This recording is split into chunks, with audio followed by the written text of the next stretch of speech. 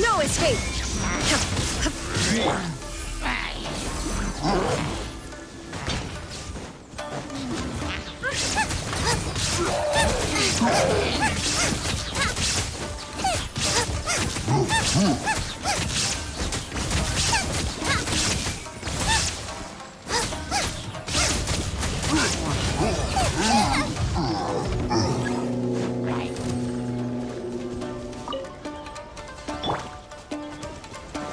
Illusion shattered! Absurd!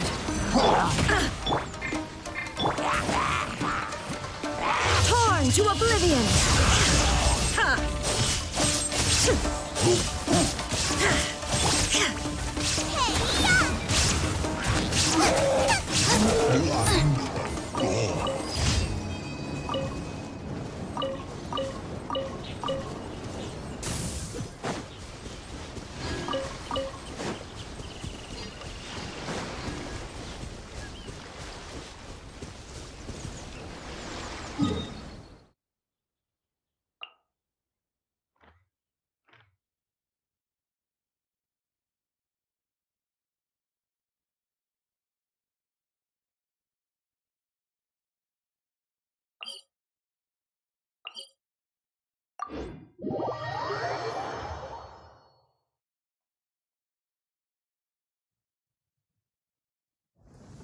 Oh, I don't like the rain.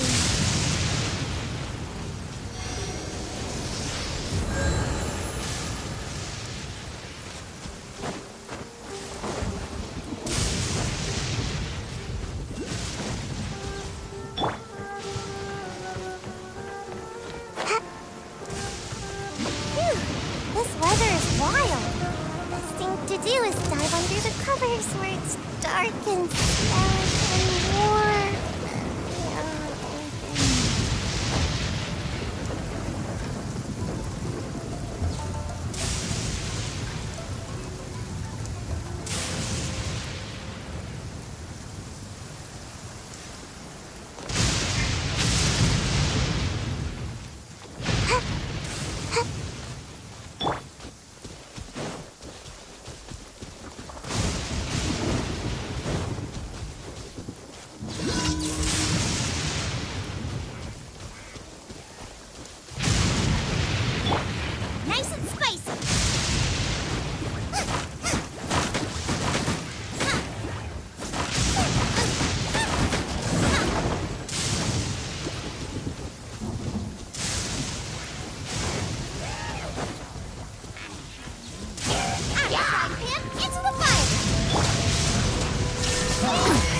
insolent.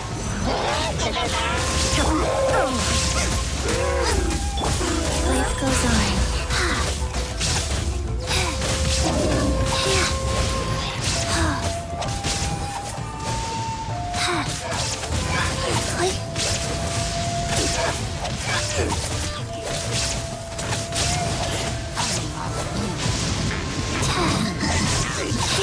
Sacred name, fortune preserver.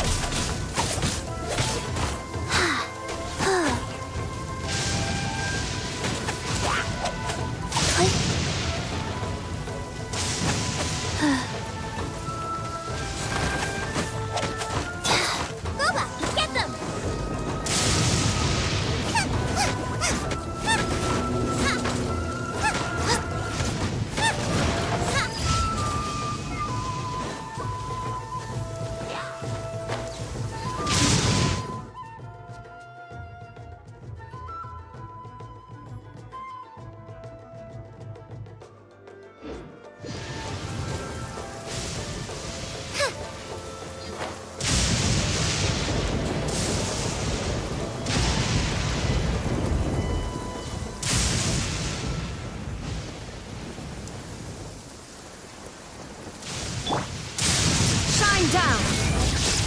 Now you shall perish! Finally, There is no escape!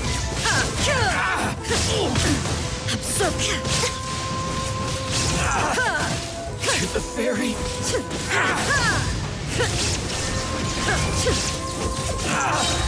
Finally,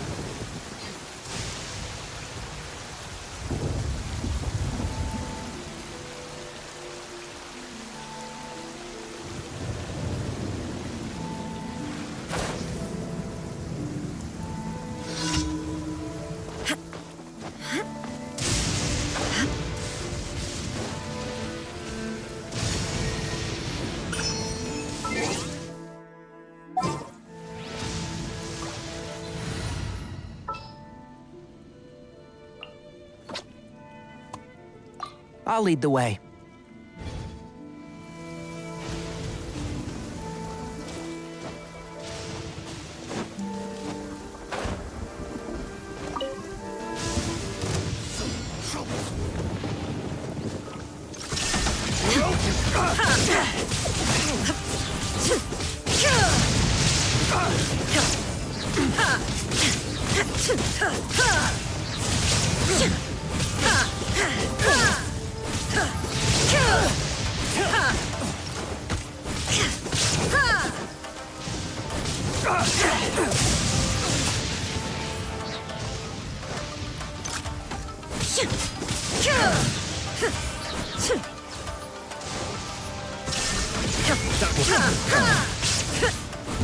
Want to take off my hammer? Torn to oblivion!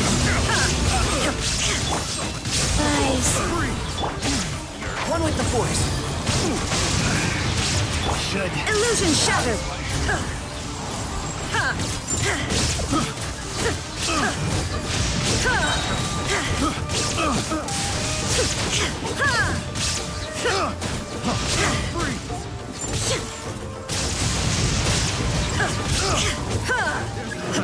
Another job.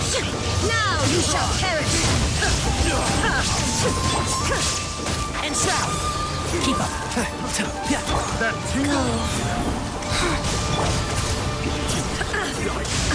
I wasn't done.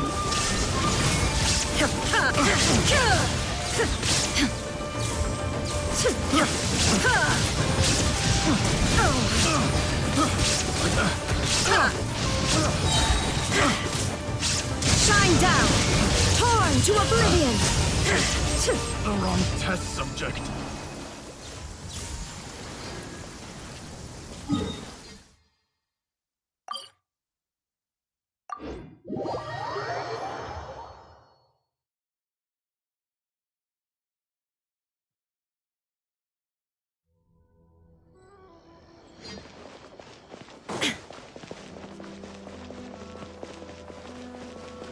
Ad Astra Abyssos.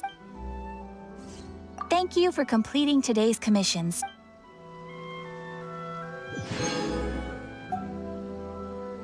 Ad Astra.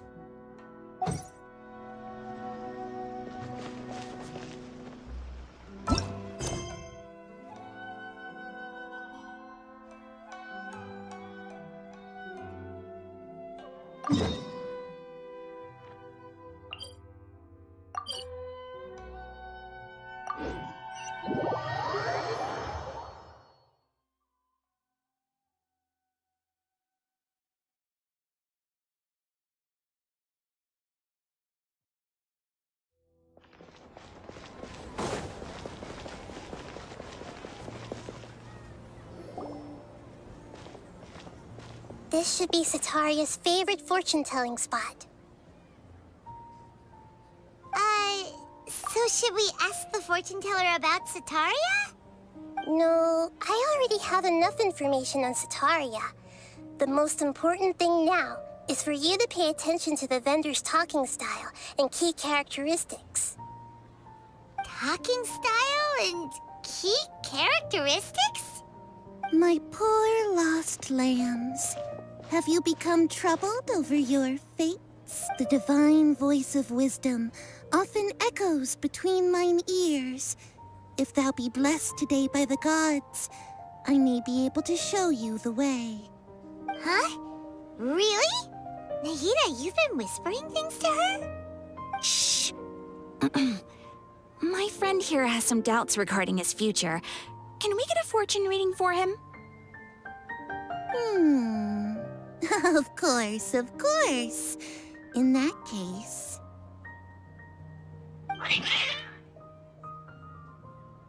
Uh-huh.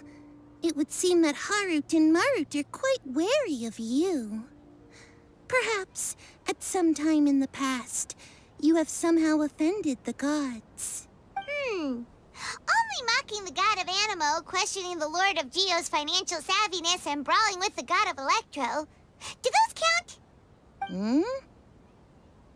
Oh, nothing. Go on, pick an aspect for her to divine.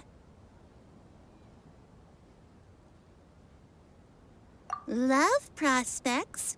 No problem at all.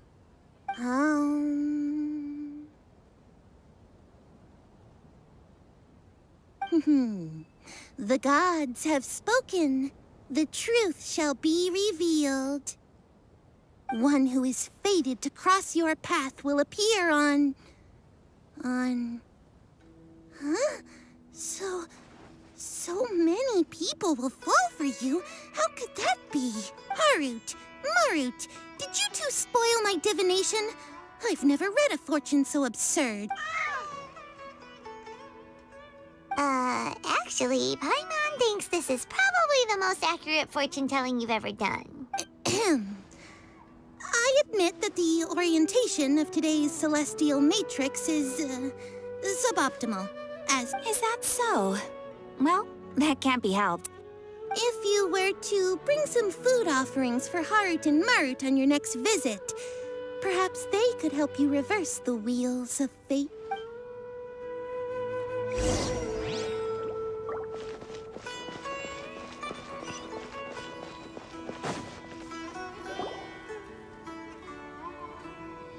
Is this another one of Sataria's favorite stalls?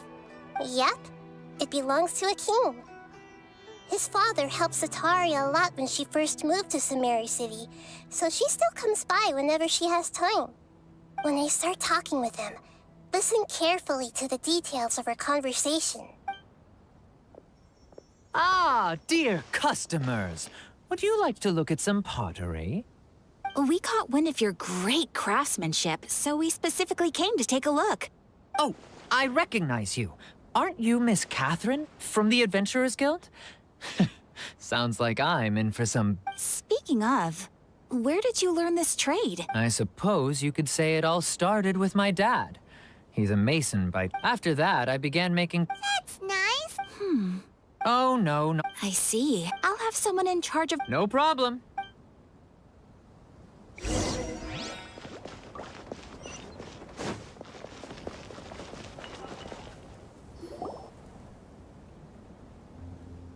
This should be our final stop. Sataria's always thinking of this restaurant when she's working at the academia. Nahida, you've really... It's my duty to protect Samari. Hi there. I feel like I've seen you down by the docks before. Huh? So, if I recall... After all, but... What an atom... So this restaurant has a basement as well? Huh. That's right. I see.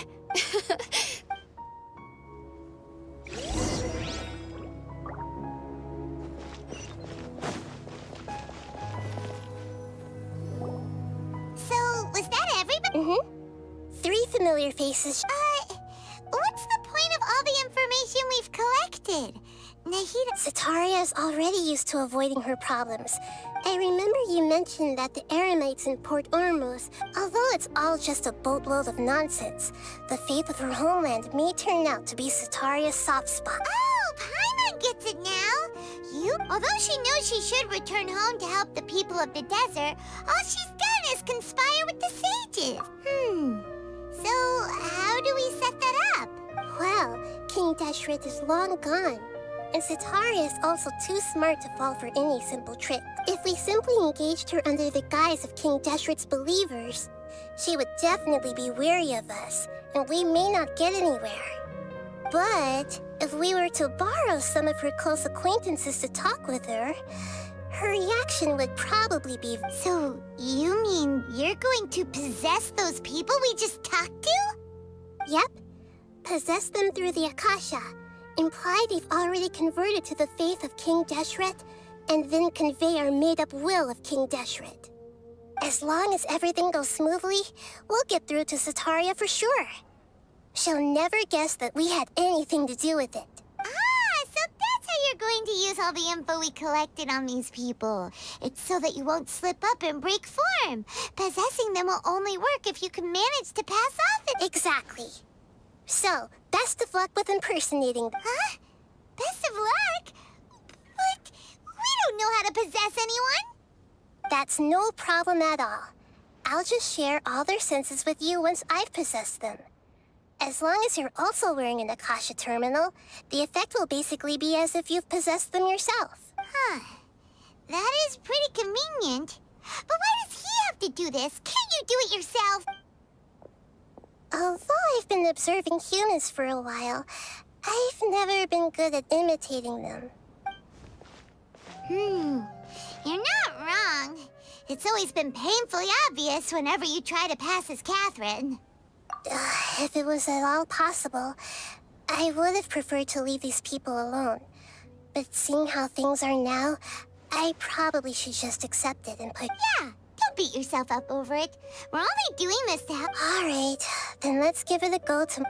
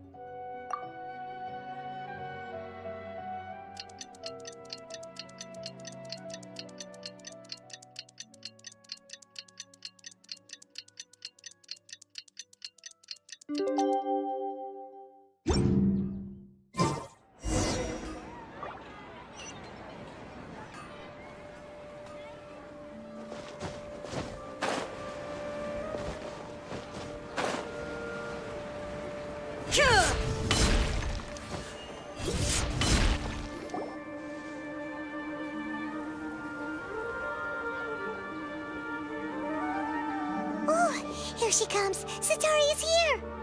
Let's quietly follow her. Once she starts talking to her acquaintances, we'll find a safe spot to begin possessing them. As for how we'll sway her to our side, I'll leave that to you. I trust you'll know what to say. Paimon's starting to feel kinda nervous. Okay, let's go. Looks like they've already started talking. Let's find a hiding spot and get started.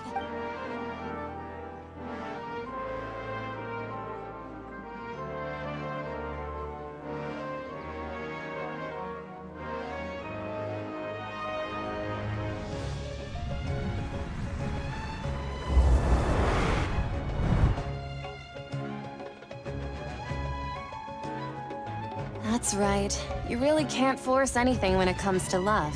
And besides, everyone around me has a very different background and outlook. Are you still listening to me, Nabia? Oh, of course I'm listening. You were talking about troubles with your love life, right? I heard everything you said. Okay, then. You just seemed a little distracted for a moment there.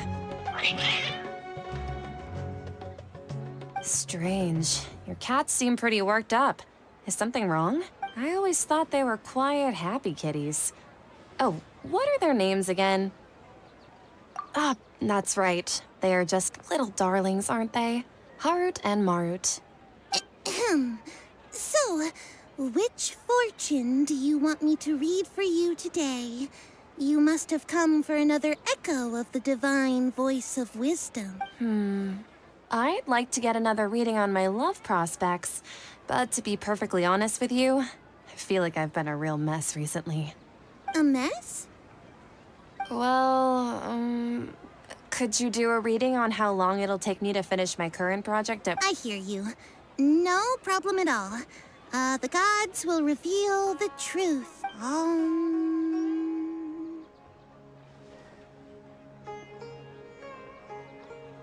The gods are asking, Sataria, why haven't you gone home? Why haven't I gone home? Do the gods really know everything I've been thinking about? Sataria, why don't you just go home? It's a demand now instead of a question.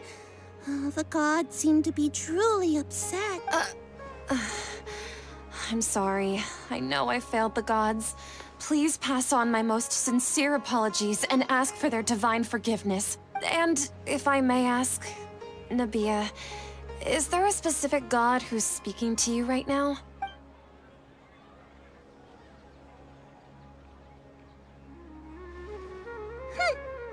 What an inconsiderate and naive question. The god who is speaking to me is, of course, the wisest and mightiest of all, King Deshret. King Deshret? No wonder he would make such demand of me.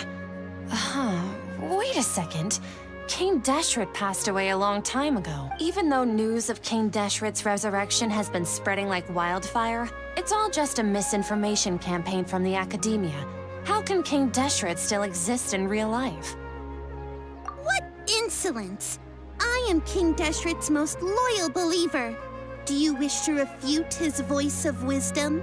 Oh, no. As a child of the desert, I am only reveling in his power upon learning that his divine glory has touched even this city. I will think very carefully about his demand of me. I'm sorry. I must go now. Wait!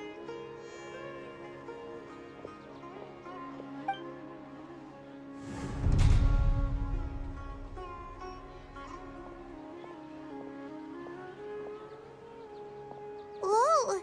She just ran off in a hurry. She looked pretty upset, too. Well done. Sataria didn't seem to suspect anything amiss. To have something she's been trying desperately to avoid show up out of nowhere and berate her, that must have shaken her to the core. Aw, understand human emotions really well after all. All I know are some abstract Harava-taught theories. And in any case, my time with you has shown a lot of them to be utterly useless. I'm still trying to make sense of everything. Anyway, enough of that. Let's hurry and catch up to Sataria. He's out of Keem's now, right on cue. Let's get ready to possess him right away!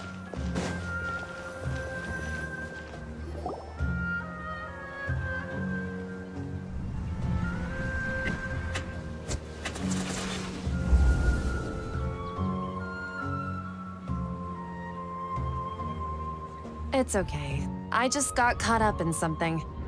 Oh, actually, didn't you ask me to help you look for work? What kind of work were you looking for again? Oh, right. Your old man's craft. How could I forget? Speaking of, how's he doing? Is he feeling any better? Oh, that's good to hear. I have been thinking a lot about him. If I could get some more time off, I'd love to pay him a visit.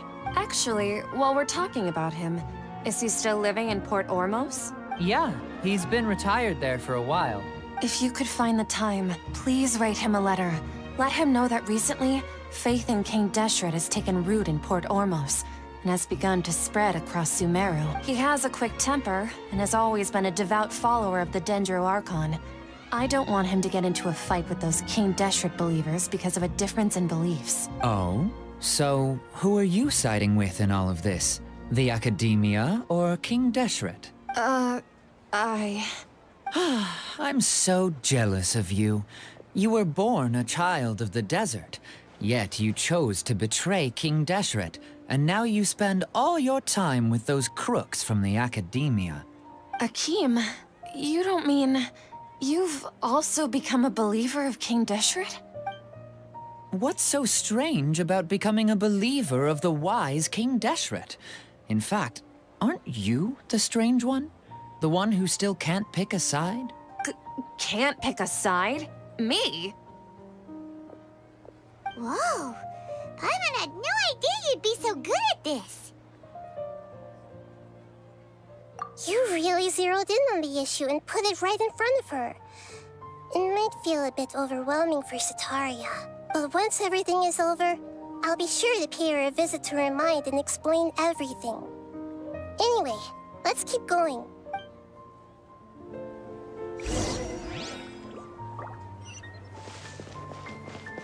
Come on! Sataria's already started talking...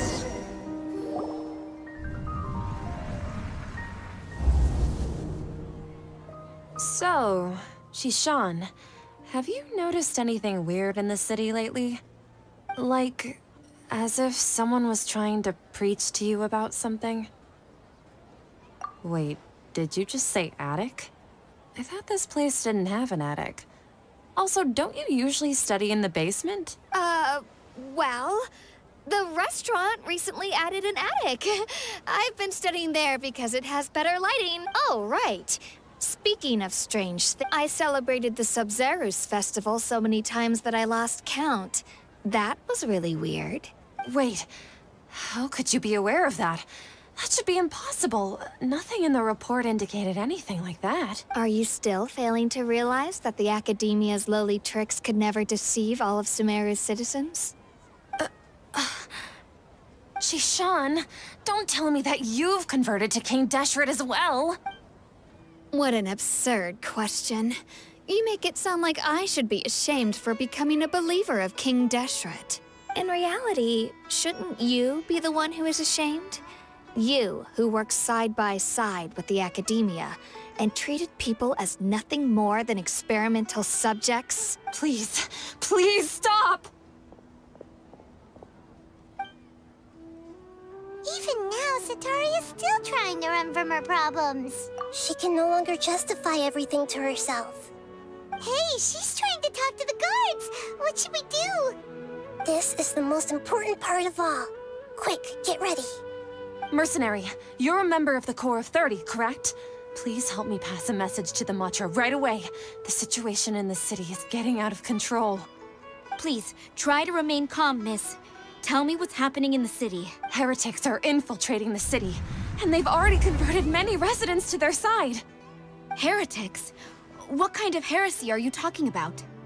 King Deshret! Many people I know have suddenly started believing in him, but he's long dead. It's impossible. Miss Sataria, nothing is impossible. You know my name?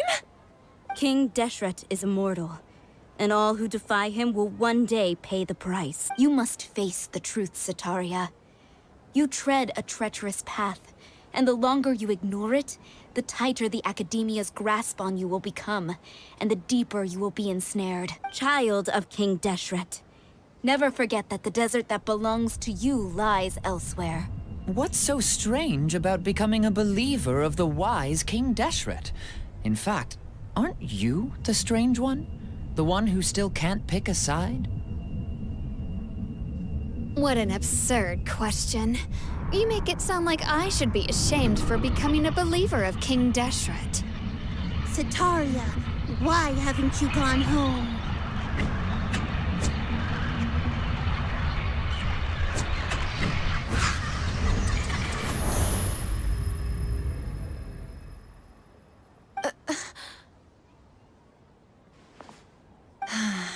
It seems that no matter where I run, I only keep finding more believers of King Deshret. I have to say, this is a familiar feeling. I've also been running from my guilt this whole time. Guilt over my part in the Sage's plans, and from ignoring the letters from the children of my homeland. But no matter how much I may try to ignore or get rid of it, my guilt always comes back.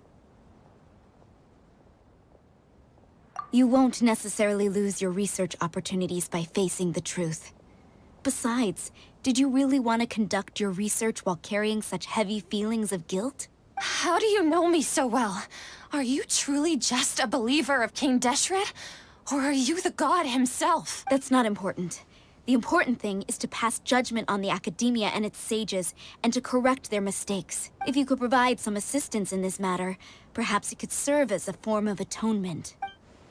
I've actually never believed in the gods, but I've always believed in serendipity.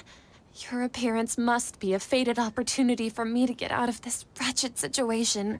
Please tell me, what can I do for you? How much do you know about the Sage's current activities? I was just one of the designers for the masked dream harvest scheme, which is what happened around the Sub-Zeru's festival. But I know very little about the full scope of the overall project. I'd assume that only staff with the highest clearance would have access to those confidential documents. I've just been working to meet the Grand Sage's specified requirements. However, there's something that's been really bothering me. I heard that a scholar who was previously expelled has returned to the city, and even the sages are still quite wary of him. To fight against the Academia, we will need to figure out the nature and the purpose of their work.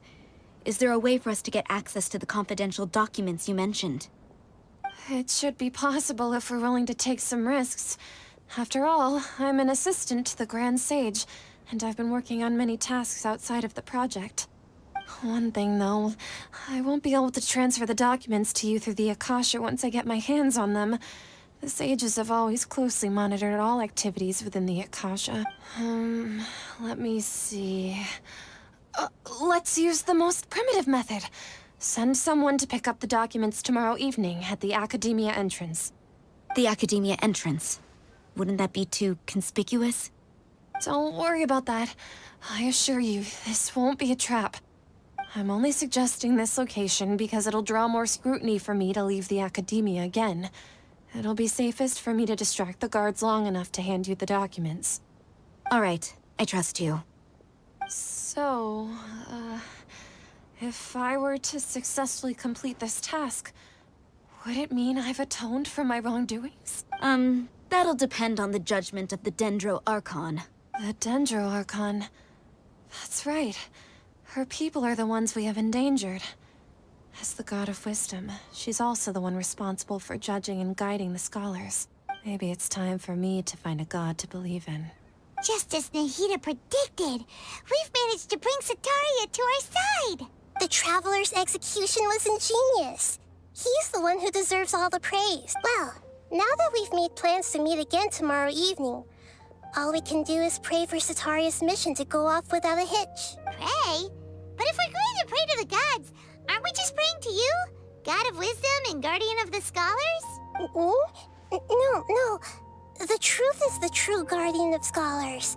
I've always believed that.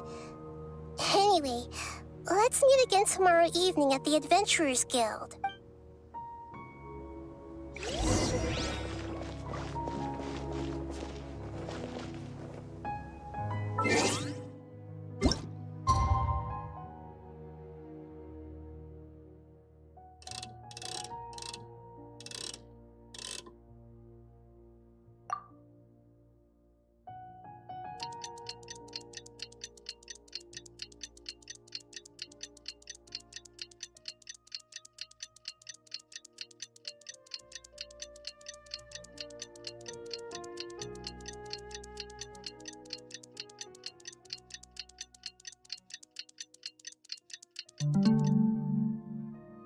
The world remains constant over the centuries, but human life is like the dew at dawn, or a bubble rising through water. Transitory.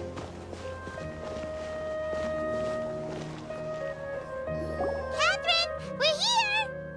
Oh, you are the other Catherine, right? That's right. I suppose I'm the other Catherine in your mind. Shh! We're on a secret mission tonight, so we need to protect Catherine's identity. Yep, Paimon's right.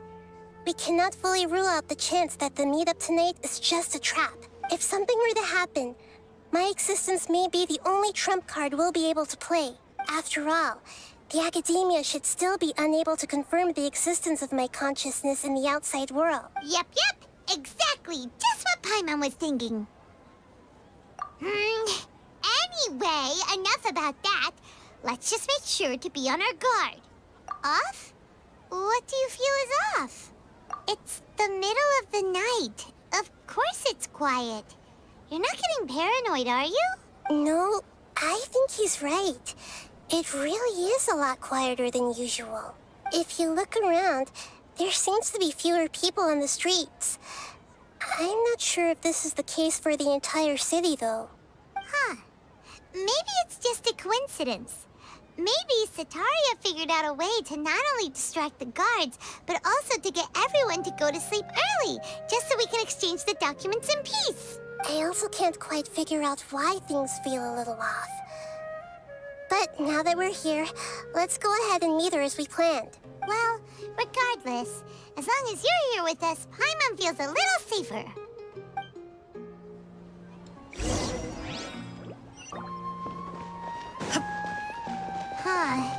There really aren't many people out right now. Let's hope it'll be this quiet in front of the academia, and that Sataria managed to distract all the guards.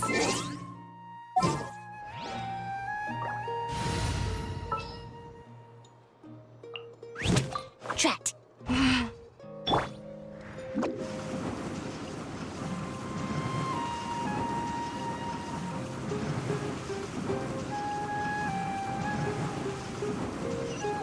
Can't touch me?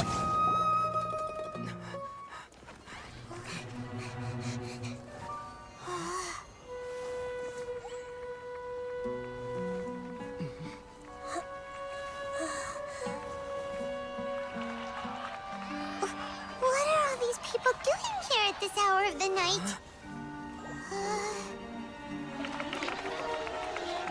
Ah, the triumphant hero returns at last. And to a rather spectacular welcome, even if I do say so myself. You're the outcast, expelled from the academia. Indeed I am. Although these days they tend to call me the Doctor.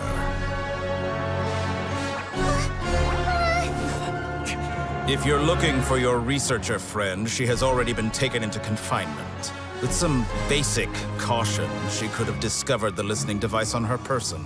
Clearly, she lacks the degree of rigor expected of a true scholar.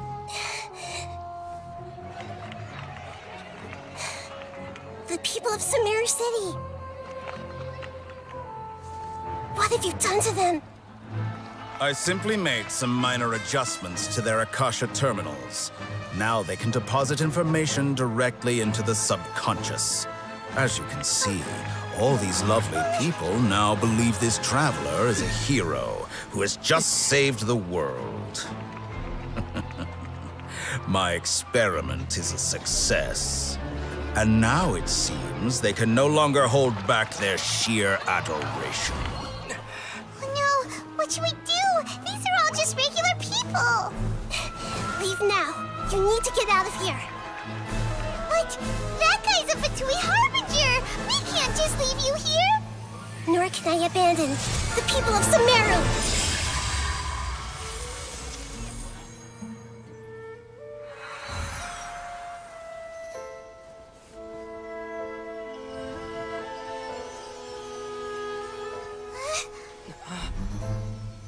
Don't worry. We'll meet again outside of the city.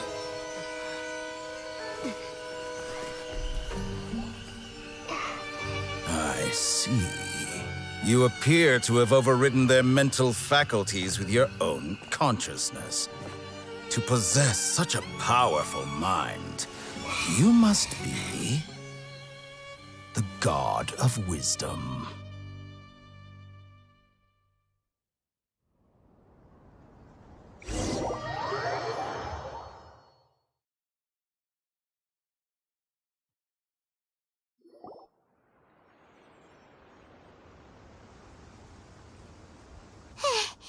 This should be far enough.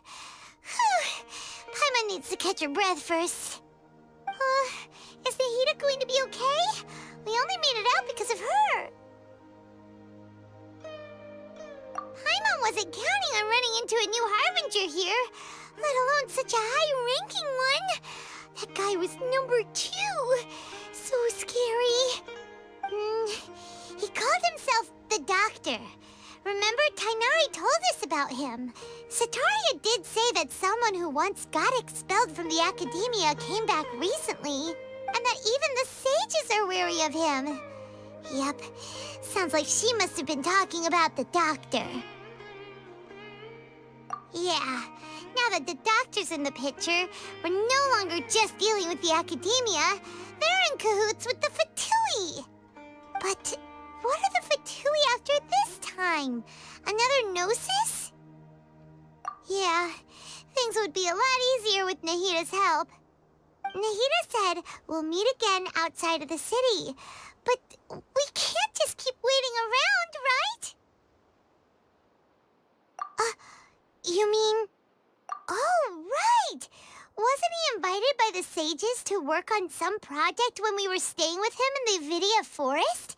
That has to be the same project. Even though he turned it down at the time, he might still know something. There's no time to lose. Let's go to Gandharvaville.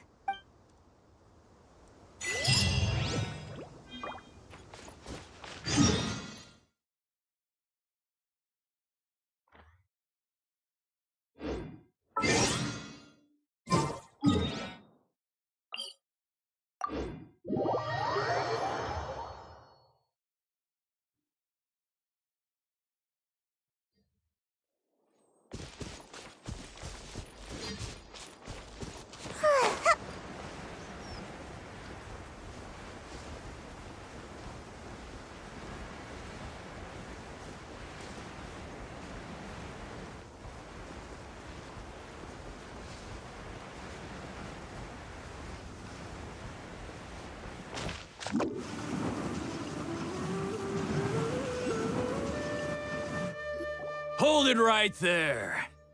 A blonde-haired traveler and a floating fairy. We've got you, all right. Take a look around. You've fallen right into our trap. Are you mercenaries from the Corps of 30? Did you come here to arrest us? Corps of 30? We're nothing like those government lapdogs who don't even get scraps for their work. We are an elite brigade that commands the highest commission rate in all of Sumeru. We're here on the orders of a client known only as the Outcast. The Outcast? An outcast from the academia? But why wouldn't the Doctor just send the Fatui after us? Still wasting time on idle chit-chat. We'll shut you up soon enough. Get them!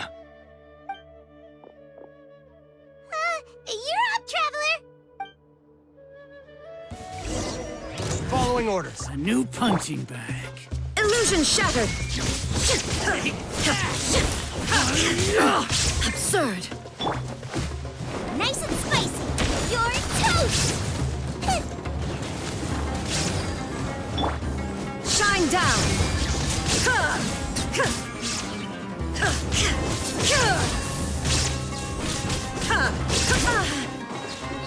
Illusion shattered! Technique. New punching bag. Now you shall perish!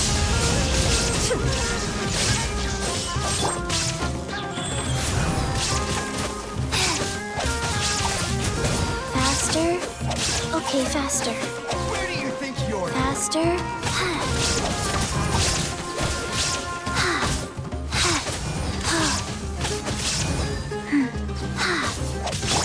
There is no escape! Law of the jungle. Out of the frying pan, into the fire!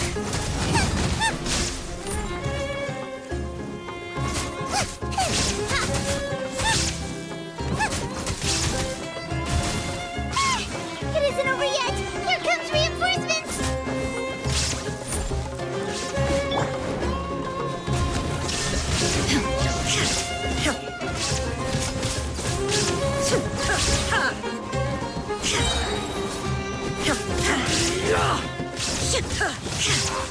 Torn to oblivion!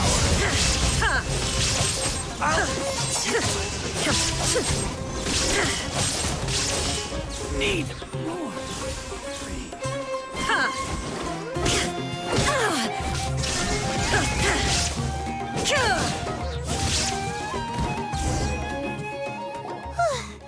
That was pretty rough. Is that what elite mercenaries are like? Yeah. Looks like we'll have to keep our guards up. But this doctor guy seems like a pretty tough opponent. He knew exactly where to set up an ambush. Did he predict that we would try to find Tainari? Going up against smart people is tough. Anyway, let's keep going.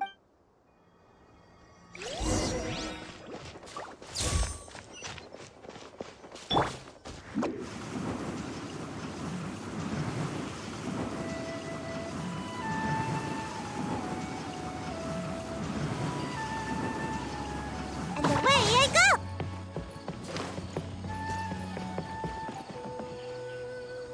Oh, it's the Traveler and Paimon. What are you two doing back here? Kale! It's nice to see you again. Are you doing all right? To be honest, I'm not doing too well. My Elazar has been progressing at a faster rate lately. I'm finding it harder to complete more intricate tasks. As a result, Master Tainari is taking me off the patrol schedule. He will only allow me to stay here and coordinate other people's tasks. Oh, Kale! Speaking of Tainari, did he go off on patrol? We're here to talk to him. Oh, Master Tainari? He just left the Avidia Forest a little while ago. He was headed to Party's DI. Huh? He left? But isn't Tainari always saying that he never wants to leave the Avidia Forest? He even turned down the Sage's invitation. I thought it was weird too. Master Tainari always prioritizes his work as a forest watcher above everything. He almost never leaves his post. He left in a hurry this time, though. No, I only found out that he left through a message he left behind. He also made sure to delegate all his tasks using a schedule. To leave in such a hurry? I'd guess he had something urgent to take care of. Master Tainari originally studied in the Amorta Darshan of the Academia, and Partis DI is something like the Amorta's research base. Many rare shrubs and grasses have been planted there for research. I know that before he became a forest watcher, Master Tainari once spent a long time conducting research at Partis DI. A research base, huh? Gotta wonder what kind of research Tainari just decided to work on all of a sudden. Oh, we don't have a lot of time, so let's go look for him at Party's DI.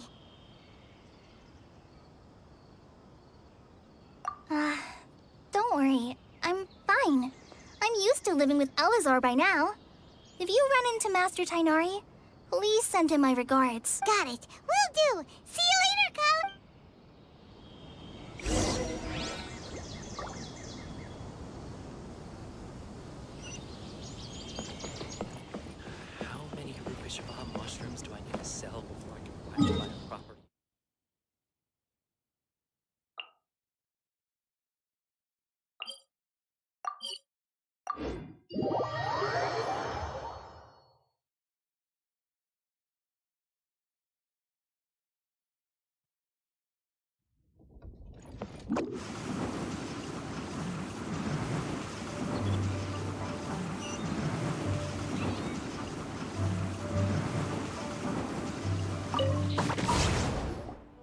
How time flies. You've really gone. What?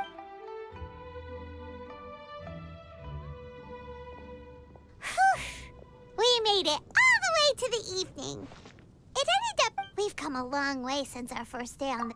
Yeah, but who would come by this late in the evening? Actually, now that Paimon thinks of it, Lenny and his siblings came around about this time the first day, didn't they? Traveler? Paimon? Fancy seeing you two here. Amber? And Eula and Mika, too! Are you here? We just finished an escort mission for a merchant caravan. The original plan was to make do with some rations for this evening and continue our trek north. But Captain Eula brought up the fact... Ooh, so this is Eula's treat.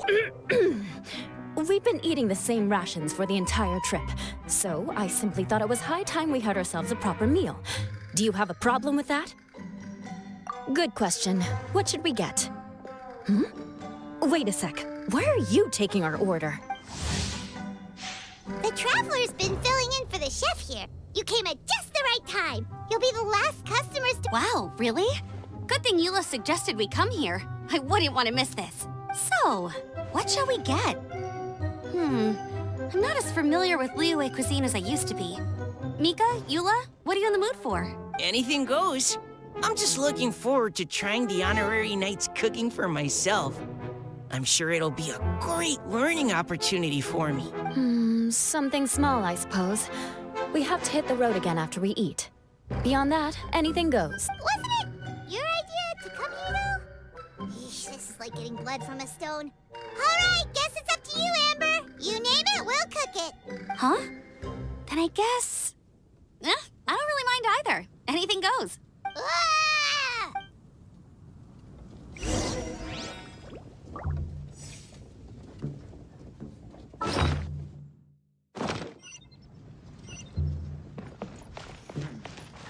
Let me guess where you're from.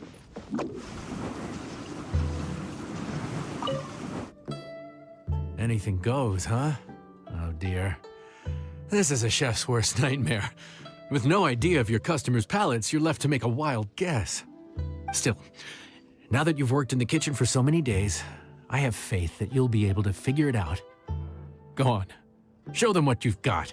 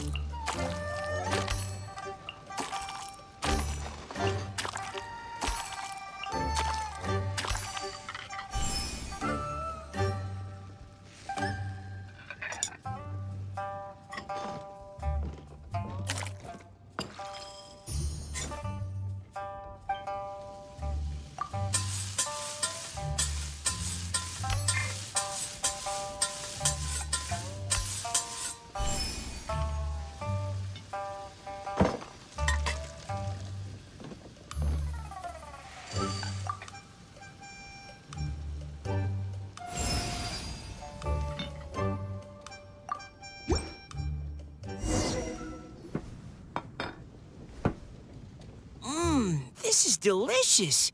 Perfectly seasoned, and even the rice is bursting with flavor. Nothing like a piping hot meal served straight from the stove.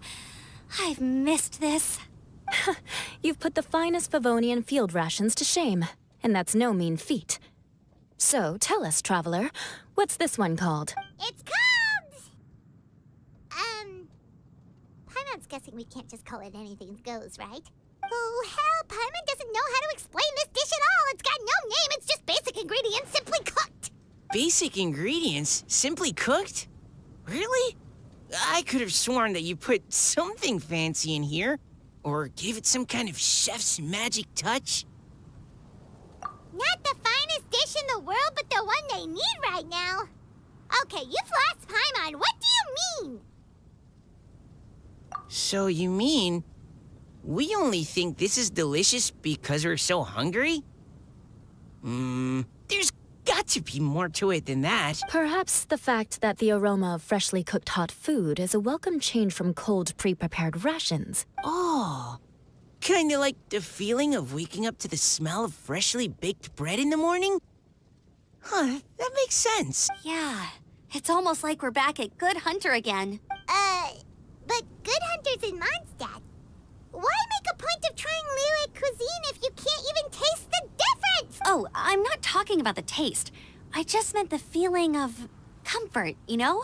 It's like the feeling of coming home. Comfort. Coming home. Well, Yanxiao did say we want to make our guests feel right at home.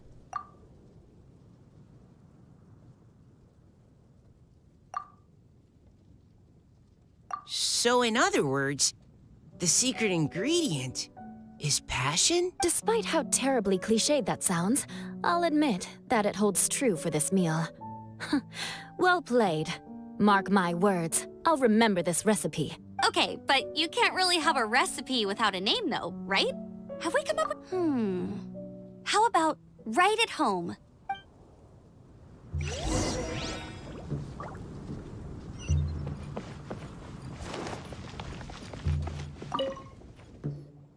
There you are. Thank you for all of your hard work. Yay! I'm just lucky you only worked on this job for a few... Great!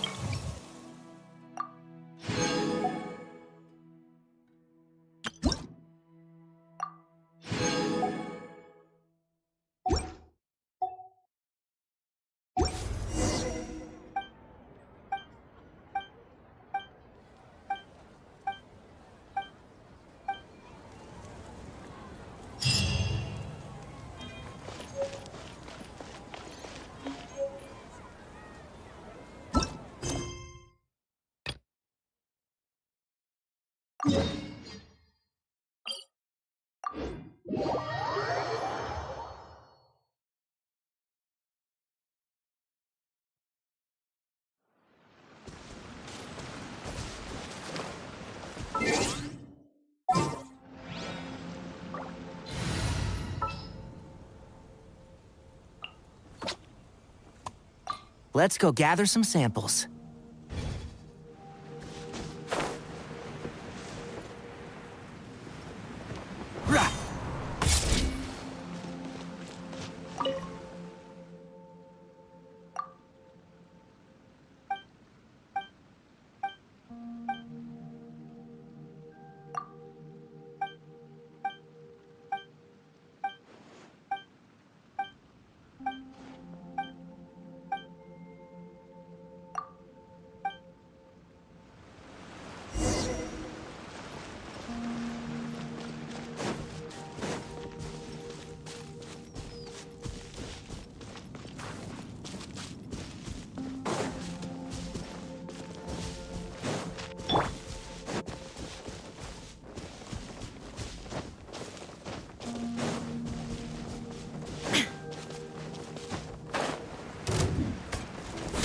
Illusion shattered!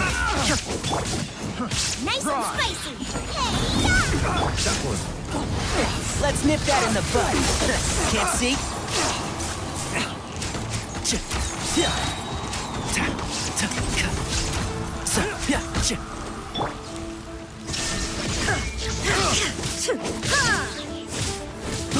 I got carried.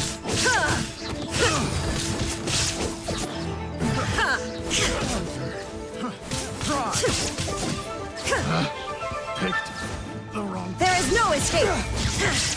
Inazuma shines eternal!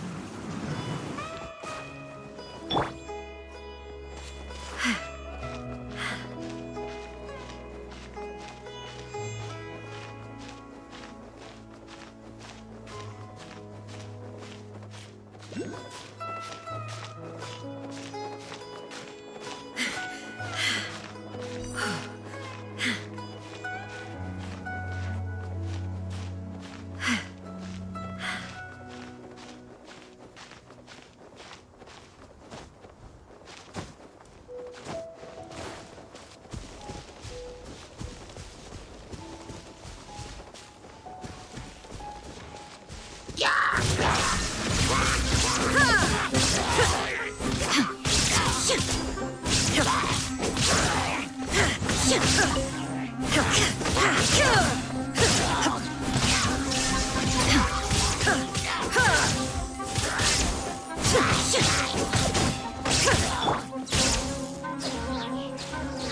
and spicy.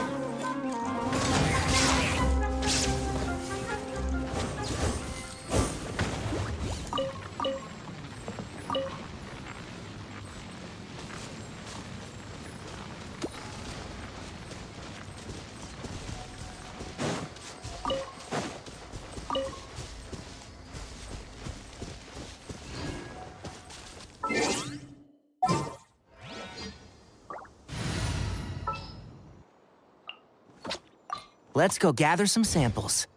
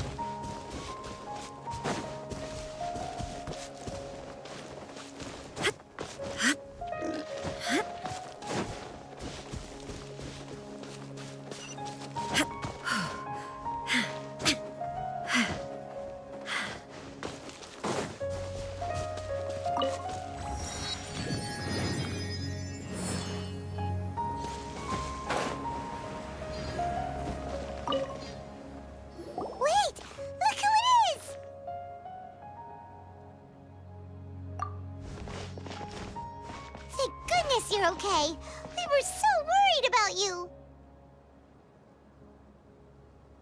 Hey, this was supposed to be a touching reunion, but you're ruining the moment. Actually, it's very smart of the Traveler to be wary of me right now.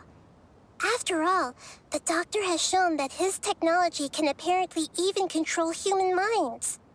Plus, it's not like you could have known what happened after we split up and I was facing the Doctor by myself. Even a pool of stagnant water after a torrential storm can occasionally pass as a patch of sky. Paimon feels like only the real Nahida could come up with such an obscure analogy.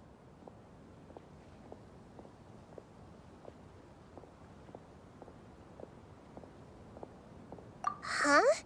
But I wasn't trying to win your trust or anything. All I wanted was to clarify. Well, we understand that point now. Please, Nahida, tell us more about what happened. Are those poor people all right? When you left, I was still in the middle of restoring everyone's minds. Thankfully, when the Doctor mentioned depositing information into the subconscious, he didn't mean engraving information into their minds. Instead, he did something closer to creating hallucinations. That was still within my power to fix. Luckily, I managed to finish my restorations and mind jump away from him just as he was about to capture me. Whew. What a relief. The Doctor sure pulled out some hidden cards, but good thing we had Nahida with us. I wouldn't be relieved just yet. I gave away my true identity when I restored everyone's minds, which means we've lost another one of our trump cards. Also, the Doctor is already an expert at modifying Akasha terminals. Maybe it's only a matter of time until he captures my consciousness inside the Akasha. Would that mean you'd no longer be able to jump between minds? Then how do we stop him? He's still at the Academia, so it's possible he already started messing with the Akasha. Ugh, it feels like he's toying with us. What a nasty piece of work. Plus, the Doctor's combat ability alone is apparently enough to make him worthy of being number 2 of the Fatui. We shouldn't give up hope just yet. Let's try to find another way to attack this problem. Actually, Nahida, how did you know we were trying to get to Party's Di? Have you been waiting for us? Yes, I have. I can see the Traveler's elemental energy, so I deduced your destination by looking at the direction you were moving in. You didn't come here for sightseeing, right? Did you find any leads? We're looking for a scholar we know. His name is Tainari, and the sages once tried to reach out to him. Why don't you come inside with us and see what we can find? Okay. Let's just hope we won't get him into trouble.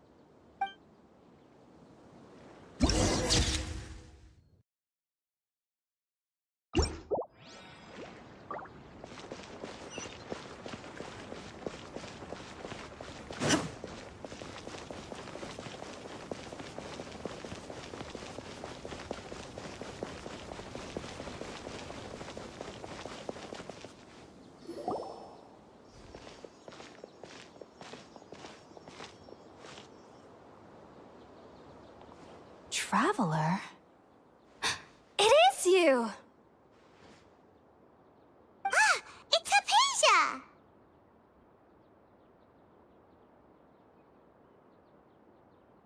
Ah, what a pleasant surprise! It's so nice to see the two of you again. Who's this? She's a scholar we met in the Avidia Forest. When we last saw each other, she was still training in the... what's it called?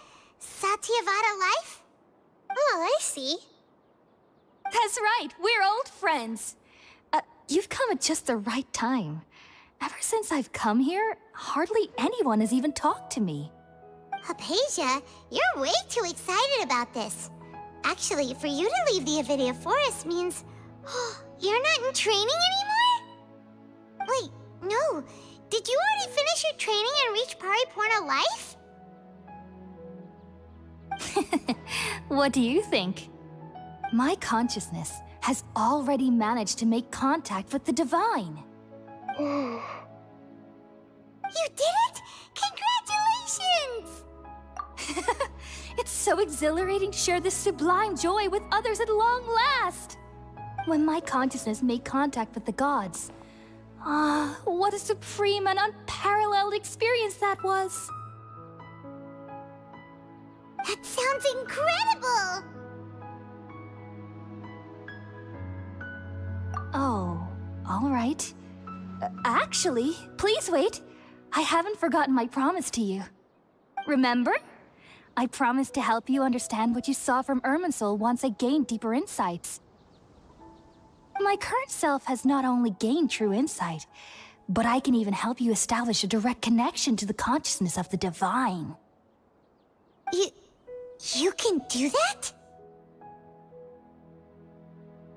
I've never heard of anything like that, but if you want to give it a try, I'll do my best to protect your consciousness during the process. Hold on. I brought some spirit borneal with me. This is still a crucial part of the ceremony. We're using that incense again? All right now. Hold my hand. I'll help you establish a pathway to connect your consciousness. Okay. Ready?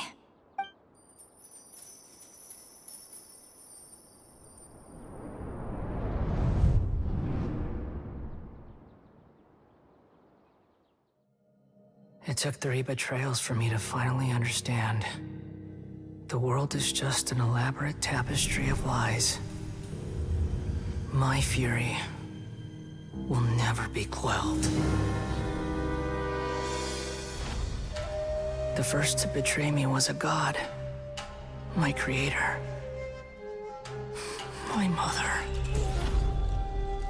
Valuing strength above all, she saw no worth in me and I was discarded. The second was a human. My family. My friend.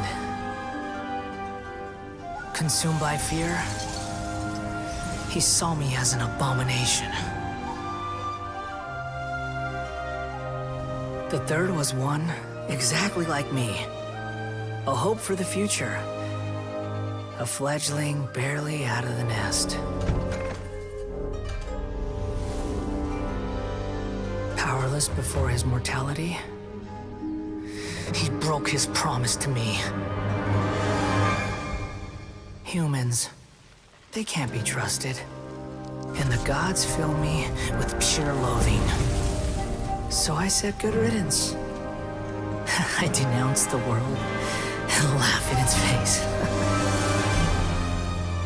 My chest will never again be defiled by worldly filth. I will scrub away every last trace of human emotion. Then it will be empty, a blank slate, and ready to receive a supreme gnosis, brimming with pure divinity.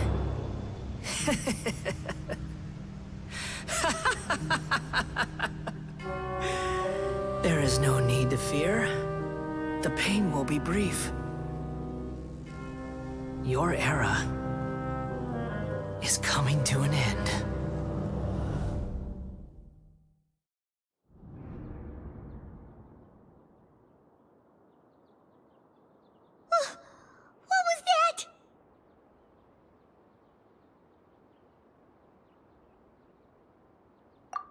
actually just see the Balladier's memories? Everything matches what we know about him. But how is he connected to the divine consciousness that Hypatia was talking about? You saw it, right? You felt it, right? Such a majestic god! Such a noble will! Such sublime emotion! Alas, shame. If only that which beats within my chest wasn't a filthy mortal heart. Oh, great and merciful God! Please grant me forgiveness and salvation! Do you understand now? I'm afraid this is no periporno life, but rather... Ah! You... Why are you so mean to me? Why is everyone hiding from me? I found divine wisdom. Shouldn't I receive praise and honor? Haven't I uncovered that light in the darkness? Hypatia? That's how I always thought everything should be.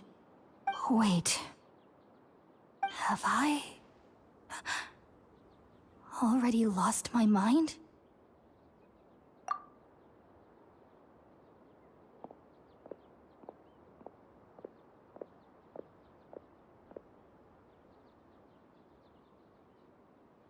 Wait, something isn't right.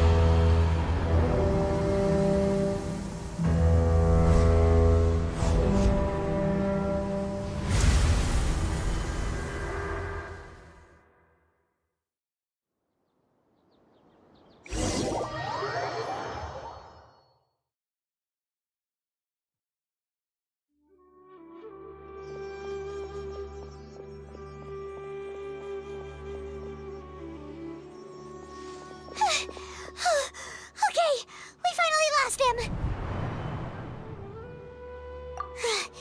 Are you okay, Nahida? Wait, no. Something feels different. You're back! Oh, the Traveler's back?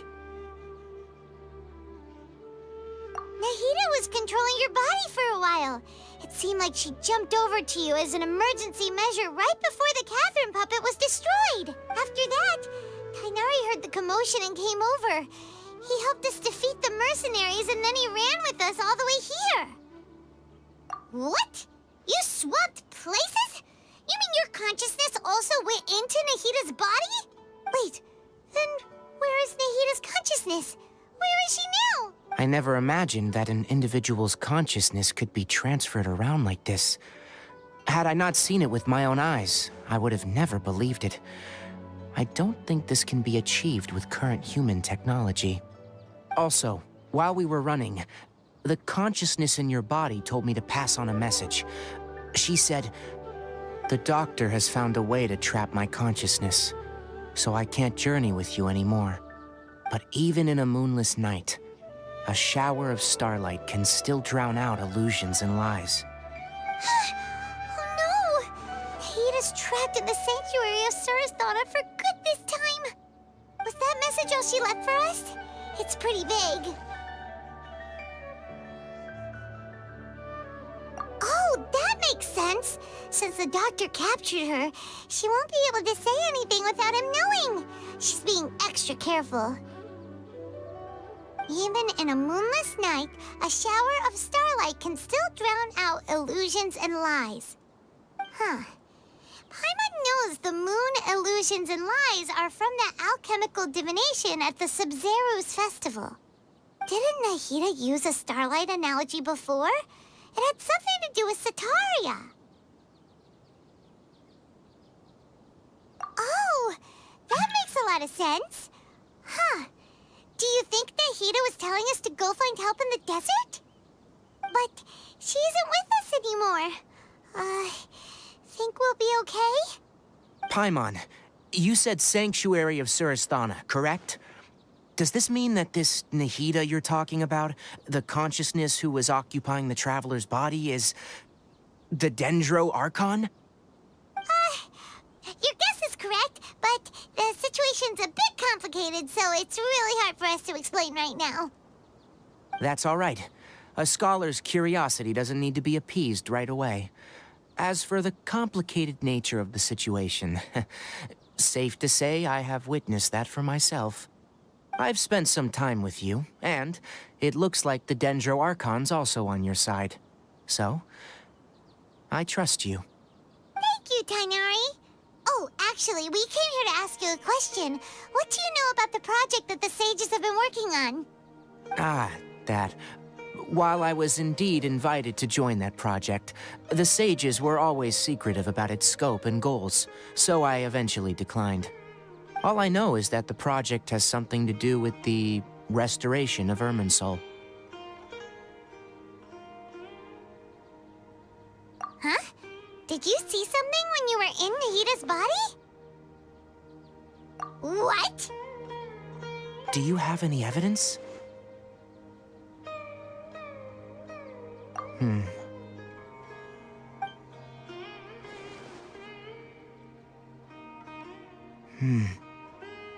So that's what happened. That explains why Hypatia's symptoms were different from those of the other scholars who went mad. It's because she made contact with the consciousness of a new god who is still in the process of being born. Tainari, did you leave the Avidia Forest because of Hypatia? I did. I noticed Hypatia's mental anomalies, but since her symptoms were rather atypical, I secretly took her to Pardis Di and began searching for a way to return her to her normal self. If I didn't take action, Hypatia would have already been taken by the Matra to the desert, doomed to a life of exile at Aru Village.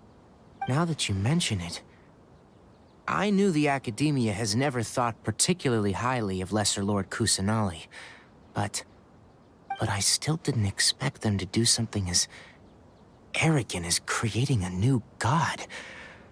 Looks like I made the right decision by not accepting their invitation. The Doctor and the Balladeer. We have 2 Fatui Harbingers in Sumeru. Sounds like we're in for a bad time. From your description, I don't think they've completed their project. There may still be room for us to intervene. But then, what is the connection between creating a new god and restoring Irminsul? Yeah, it feels like we're still nowhere close to figuring out the sage's goals. Right, we've pretty much gone over everything we need to know, so we should head out. How about you, Tainari? What are you going to do? I'll stay here for now. I still want to try a few more things to help Hypatia. If you're planning to go into the desert, start by heading for Caravan Ribat. That'll be your fastest route. Come find me here if there's anything else I can do to help. May the spirit of wisdom go with you. Thanks, Tainari. Hopefully Hypatia will feel better soon. We're off then.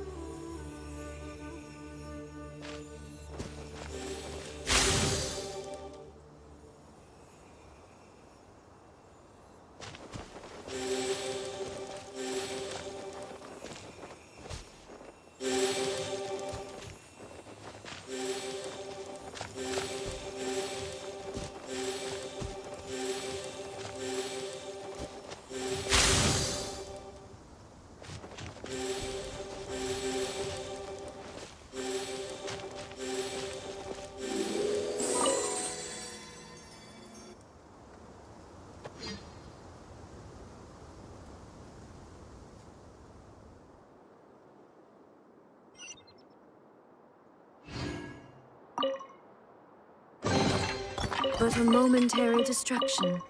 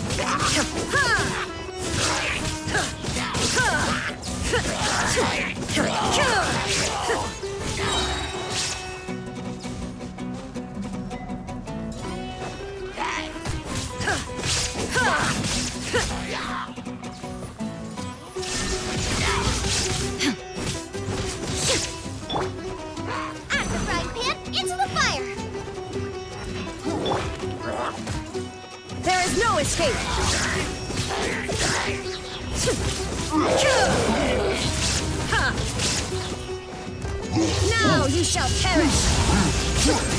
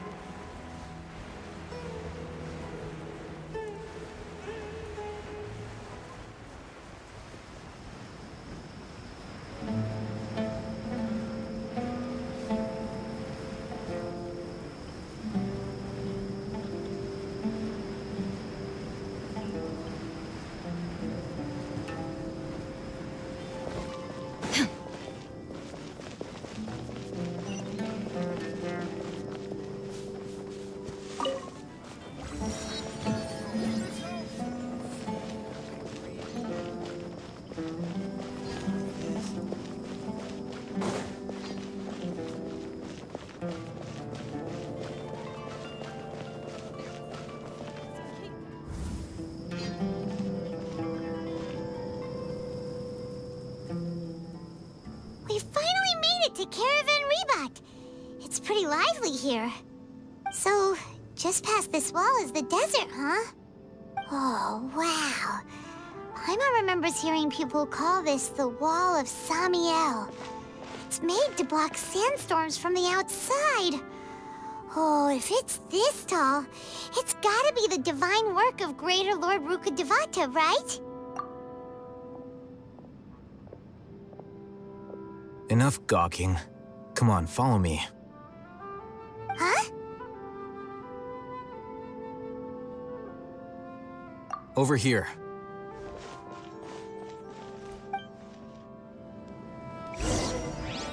Oh, Hatham went that way! Let's hurry up and follow him. Wonder what he's up to.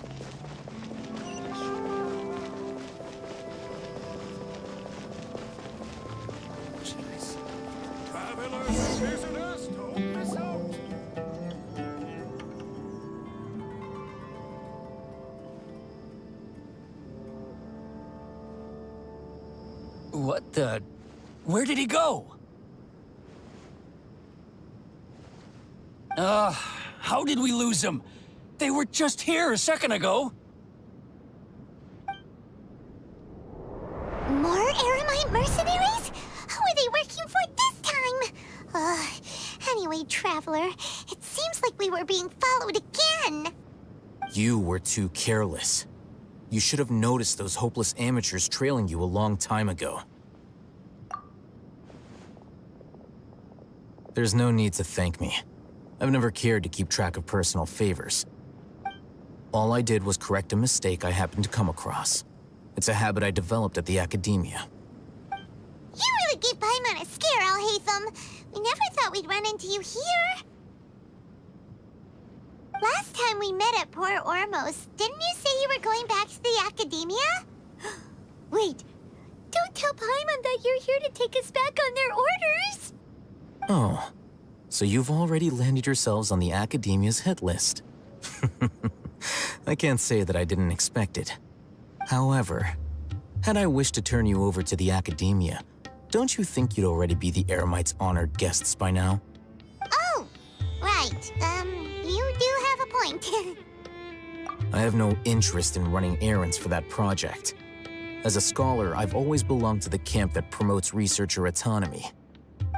And these days, you're more fascinating than anything the sages can offer. Not quite. To tell you the truth, I'm still investigating the Divine Knowledge Capsule. Unfortunately, I've run into some difficulties. Everyone says the capsule originated in the desert and was eventually moved to Port Ormos. If I am to get to the bottom of this, I must understand how the capsule first came to be. Which brings me back to you, and why you're so interesting. The leader of Ain al-Ahmar used the Divine Knowledge Capsule right in front of you, and upon seeing him, your expression became perplexed, and you were lost in thought for quite some time. To have that kind of reaction, I think you must have realized something. Are you interested at all in sharing what you've been hiding from me?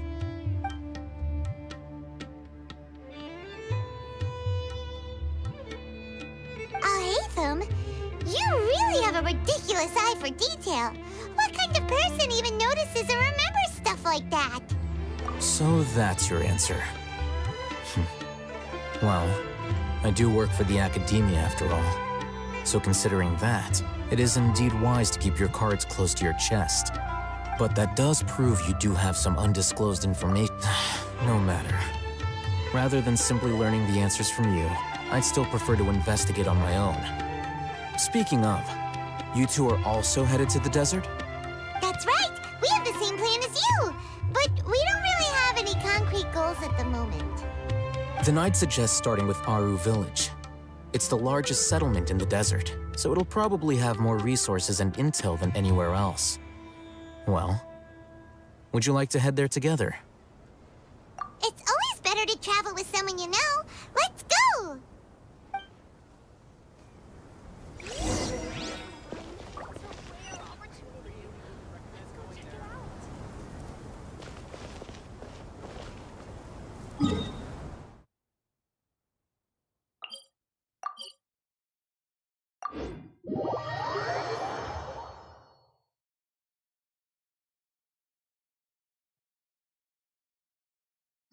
Before us lies Aru Village, the safe haven of the desert folk. Whoa, This landscape is really something else. What a cool place! Let's go check it out!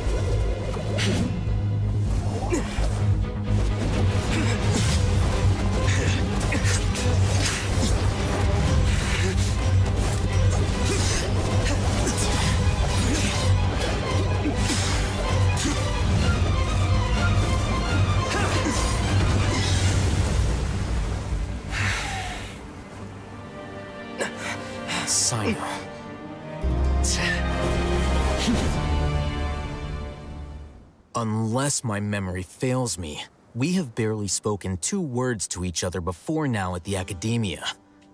Would you care to enlighten me as to when and how I invited the General Mahamatra's wrath? Alhaitham, do not think you can escape my judgment just because you managed to escape my attack.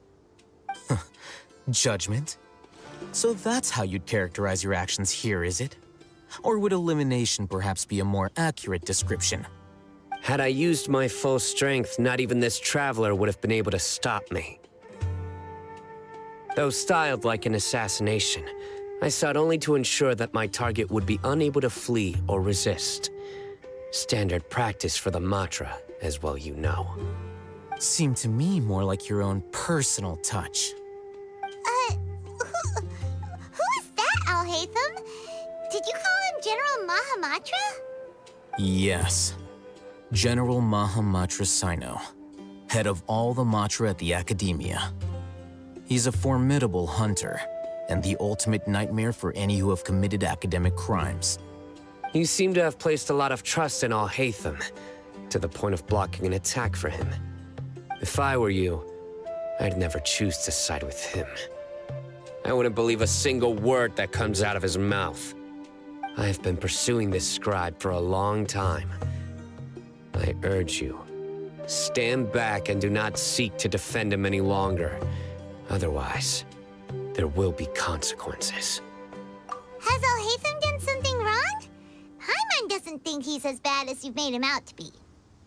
I won't waste my breath explaining things. Alhaitham, I saw it during our fight. Take it out. The divine knowledge capsule you're hiding on your person. Unless you want me to retrieve it for myself. Very perceptive of you. Nothing escapes a Matra's senses. Wait, the divine knowledge capsule? Didn't it fall into the Matra's hands in Port Ormos? No wonder you speak with such confidence, Sino. But I must admit, I'm very curious. What does this capsule mean to you? And why, as General Mahamatra of the Academia, are you all alone in the desert? As far as I'm aware, the other Matra have been speculating about your disappearance. Have you been given a mission that's, let's say, morally dubious? If I was the real target of your mission, what was stopping you from simply using your authority and resources to judge me within the walls of the Academia? I should have known you'd be difficult to deal with. You two? Ugh! What should we do, Traveler? Paimon feels like we can't trust either of them! Ahem. Well, look at you two, acting all tough and self-righteous over there. Wait, Dia?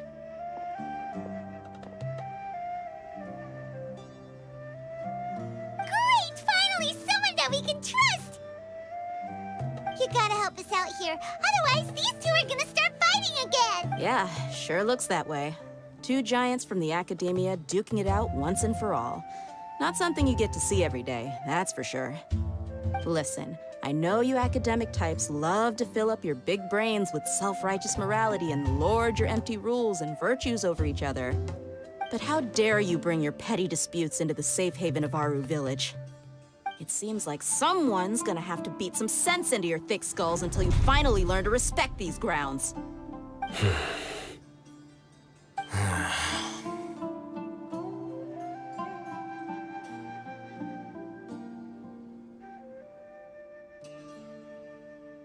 Hey, did either of you hear a word I just said?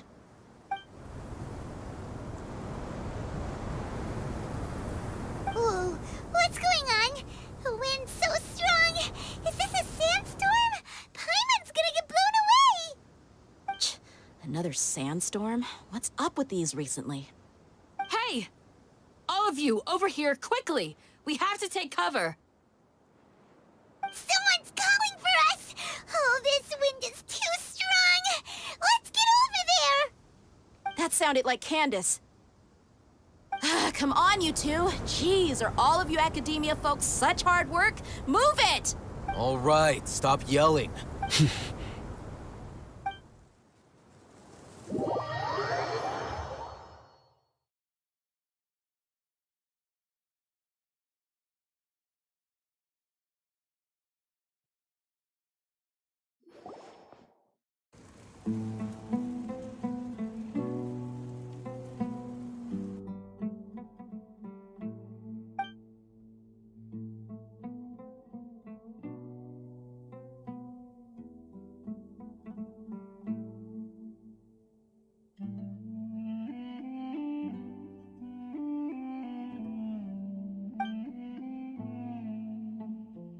Well, this is pretty awkward. Hey, wanna play sardines with 3 people who wanna tear each other limb from limb? Sure, why not? Sounds fun. The air is so thick and heavy. Paimon can hardly keep floating anymore. My sincere apologies, everyone. This is the home of our village chief. I will have to ask you to make do with this small room until the sandstorm dies down. Please, let me introduce myself. I am Candace, protector of Aru Village. Our savior has come at last! Nice to meet you, Candace. The name's Paimon. Thank you so much for helping us. There's no need to thank me. It's only right to help each other when the weather gets rough. Wow, she's so gentle and caring, like a nice older sister. Unlike those guys over there. All right. Now that we're all better acquainted, we should return to the topic at hand. As a guardian charged with the responsibility to protect my fellow villagers from harm, I was observing your conflict from afar, even before the sandstorm started.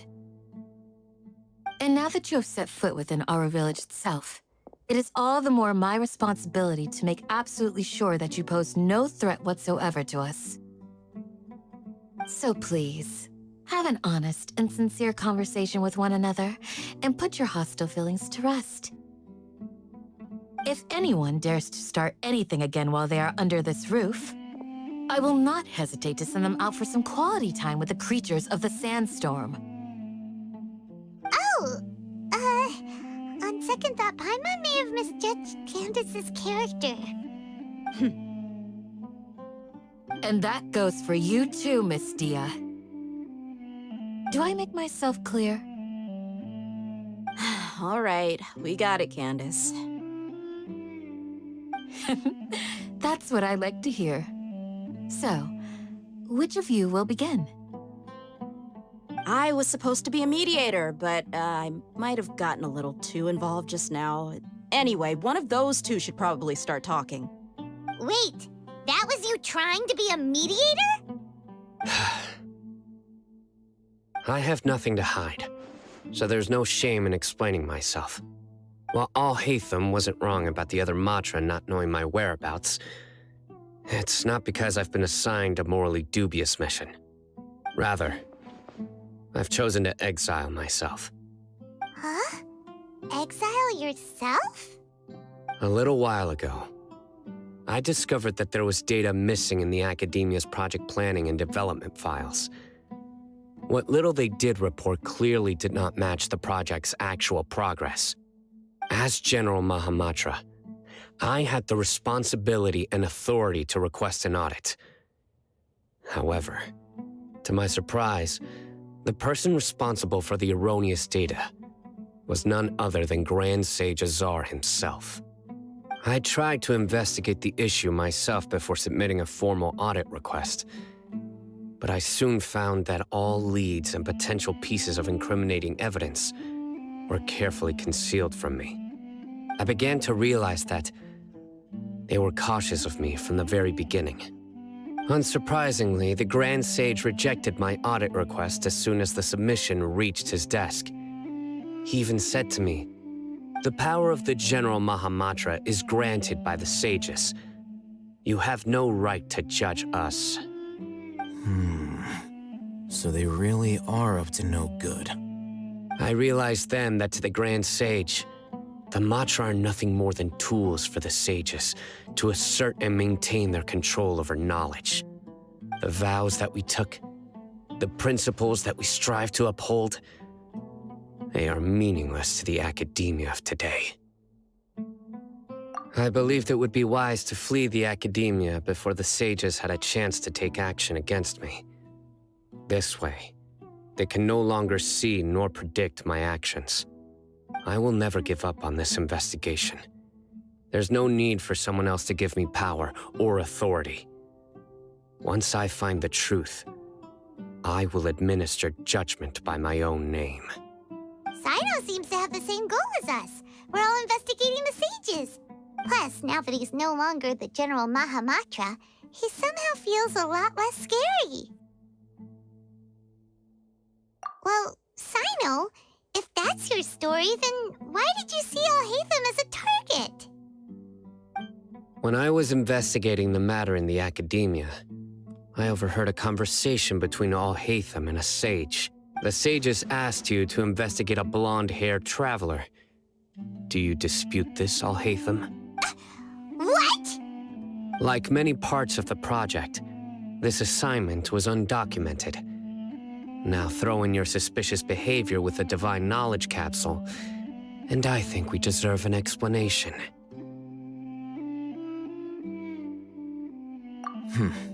Yes. I was indeed tasked with investigating the Traveler. Alhaitham! After all, the promised reward was so great that hardly any scholar could have refused. The sage told me, once you've completed this assignment, I can give you a glimpse of divine knowledge. A most enticing offer. Unfortunately, those academics don't know me at all. Their words contained one key piece of information, namely that divine knowledge indeed exists. That gave me all I needed to know. From my perspective, the sages are far from trustworthy. Think about it. Isn't it a little strange they're so willing to share divine knowledge with anyone, even as a reward? So, I began my own investigation following the lead of the Divine Knowledge Capsule. In the end, I realized my wisdom in committing to this rather than collaborating with the sages. Had I been less guarded, I probably would have ended up like that Ain al-Ahmar mercenary, incapable of remaining sane for long enough to hold a conversation. You mean that the sages originally planned to dispose of you, using one of those capsules that drive people insane? I'd already given up on the assignment by then. I only told the academia I was waiting in Port Ormos for you to appear so they wouldn't suspect anything. So it came as quite a surprise when I encountered my erstwhile target while investigating the Divine Knowledge Capsule. Criminals do love to talk about coincidences. Even though I ran into the Traveler by chance, I had no intention of providing assistance to the academia. Also, you should remember, you were the ones who decided to follow me and strike up a conversation after I left that tavern. That's true. Alhaitham helped us out at Caravan Rebat as well. Maybe he's telling the truth. I'm willing to apologize if that's worth anything to you. I took the Divine Knowledge Capsule behind your back because I judged its existence to be a significant risk. I felt that it would be best for no one to interact with it before it had been properly studied. After all, curiosity often proves to be the most dangerous thing in this land. You should be well aware, Scribe Alhaitham, That curiosity can also lead you to danger and suspicion. Answer me this. Did the sages share any information about their project with you? Have I not made myself clear? You and I are both distrusted by the academia. Do you really think they would tell me anything? Fine. Although you haven't completely proven your innocence, I won't regard you as an enemy. As you wish. Good. I'm glad to see you two clearing up your misunderstandings. And now you, Dia. I believe it's your turn. Oh, sorry. Whatever the boys were talking about must have been so boring that I spaced out. My situation is pretty straightforward. My employer, Dunyarzad of the Homayani family, is friends with the Traveler and is currently recovering from her illness at home. I had nothing going on, so I decided to return to Aru village for a visit. I was actually looking forward to a pretty exciting time getting back together with everyone here. But then I saw these two random guys in the middle of a pointless argument. It ticked me off, and things went downhill from there. Is that all? Well, I will admit that definitely sounds like your style. In that case, welcome back, Dia. That's more like it. I missed you all so much, Candace.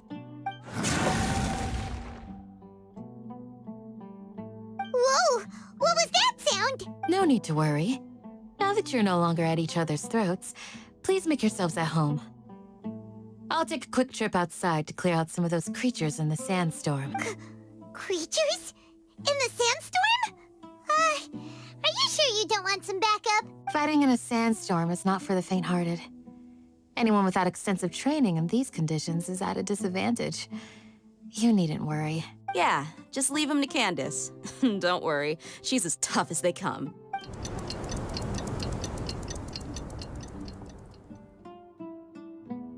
The wind's died down. That means the sandstorm's over, right? Candace still isn't back yet, though. Is she alright?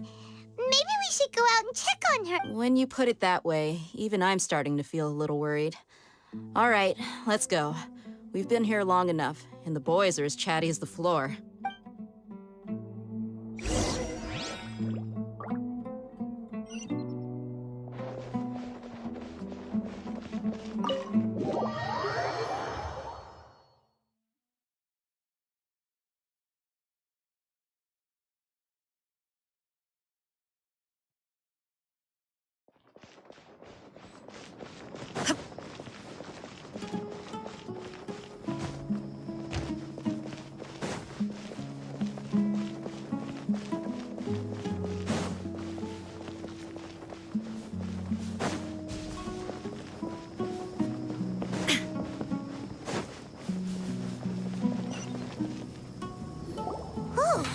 Candace, you're still fighting?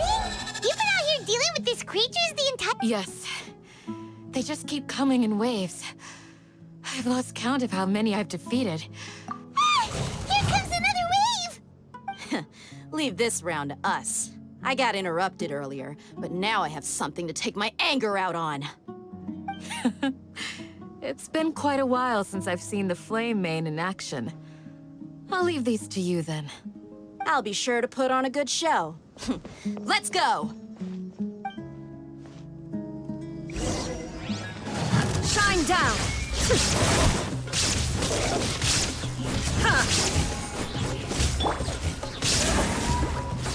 You're toast!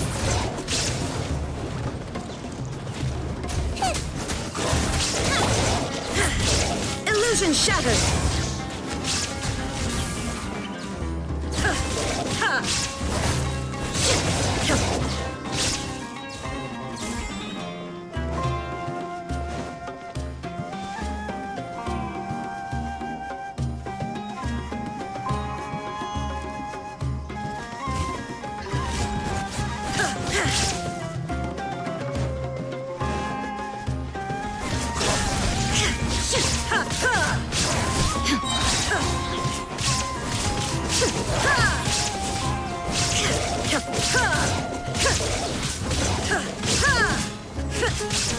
Shine down!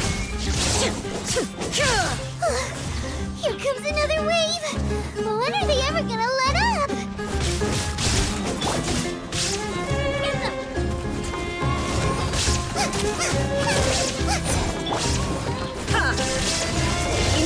shines eternal!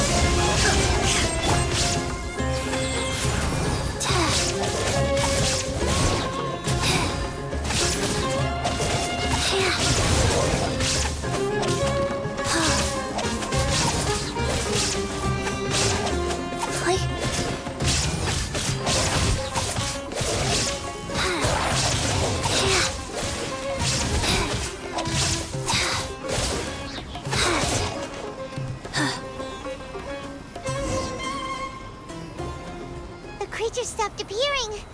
Was that the last of him? What we fought just now was probably the aftermath of the sandstorm. So we should be safe for the time being. Well fought, everyone. No injuries, I hope. Huh? Who are you? Ah, my apologies. I haven't had a chance to greet you yet. I had my hands full taking care of the village's elderly and children. I am the chief of Aru village. Everyone usually calls me Uncle Anpu. Sir, I am also originally from the desert, but I have not been back for some time now. May I ask if such sandstorms are common? I can't say they've always been common, but recently the storms have become increasingly severe and frequent. Besides sandstorms, we also occasionally get earthquakes. According to an investigator who stayed in the village a while ago, these unusual natural phenomena are related to the withering of Irminsul. Another effect of Irminsul's withering. So, Irminsul's withering causes withering zones in the forest, and sandstorms and earthquakes here in the desert? Everything in the natural world is inextricably connected to Irminsul. These regional symptoms can indeed be a reflection of Irminsul's present state. Everyone in Aru village needs to take good care of themselves. Speaking of which, why haven't I seen a single village keeper since I got here? Village keeper? Who are they? Village guards like Candace? Does your curiosity know no bounds?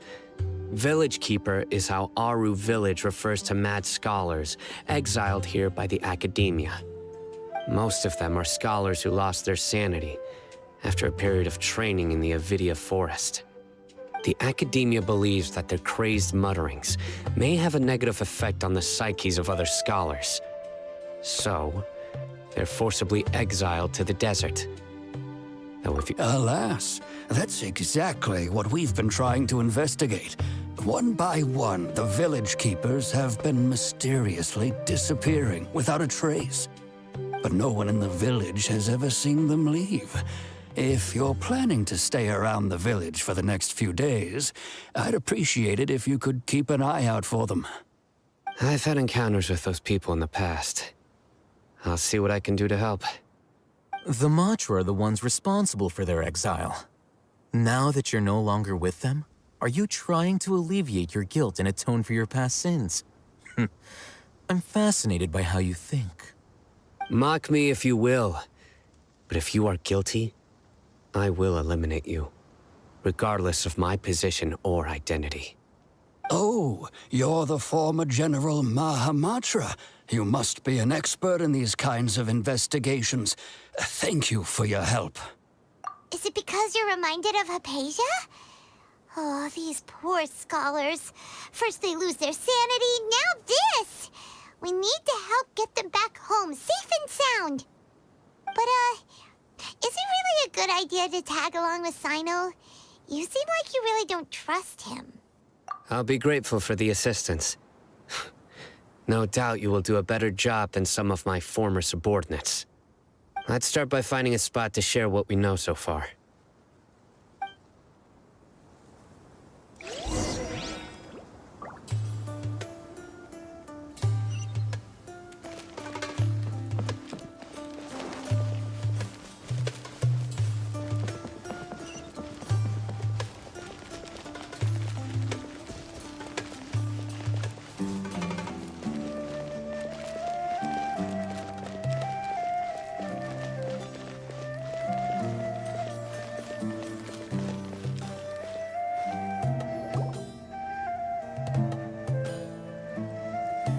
Although I've sent myself into exile, I'm still doing essentially the same things as before. Do you still have any questions for me before we start our investigation?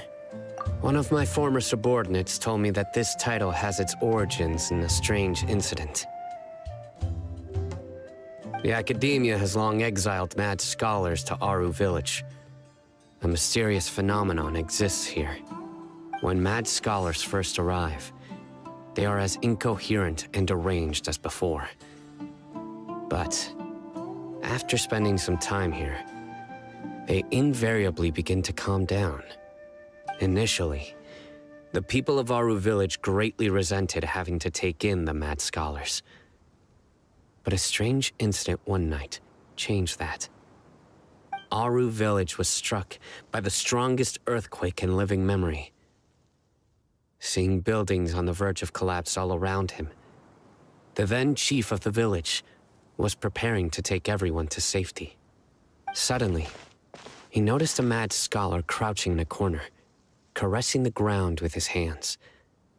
A soft, green light radiated from him, like a divine glow against the backdrop of night.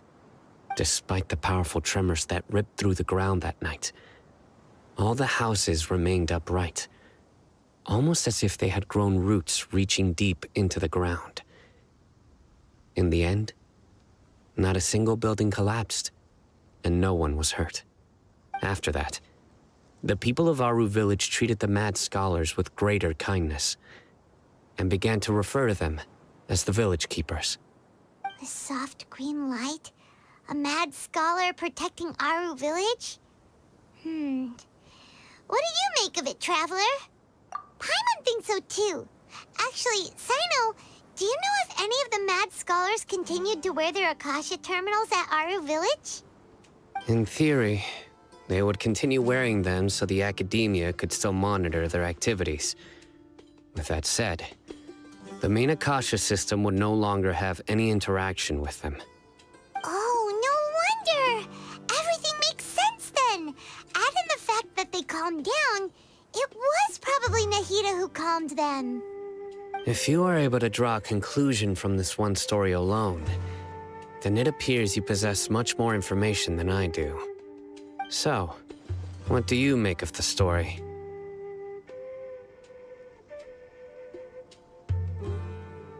Really? Lesser Lord Kusanali. What? You don't believe us? Lesser Lord Kusanali was definitely using the Akasha to give her power to the mad scholars! No, it's not so much that I don't believe you. I'm just struck by your reasoning. Lesser Lord Kusanali, the current Dendro Archon. Is she really active in Sumeru? The Academia has always placed far greater importance on the late Greater Lord Rukkhadevata. They've more or less ignored Lesser Lord Kusanali, and I've never had any reason to doubt their views. In addition, I've never heard any stories about Lesser Lord Kusanali and her deeds. To me, she might as well have been a god that never existed. No way! Nahida definitely exists! She's a... how should Paimon put it? She's a good Archon who's kind and wise, even if she says weird stuff sometimes.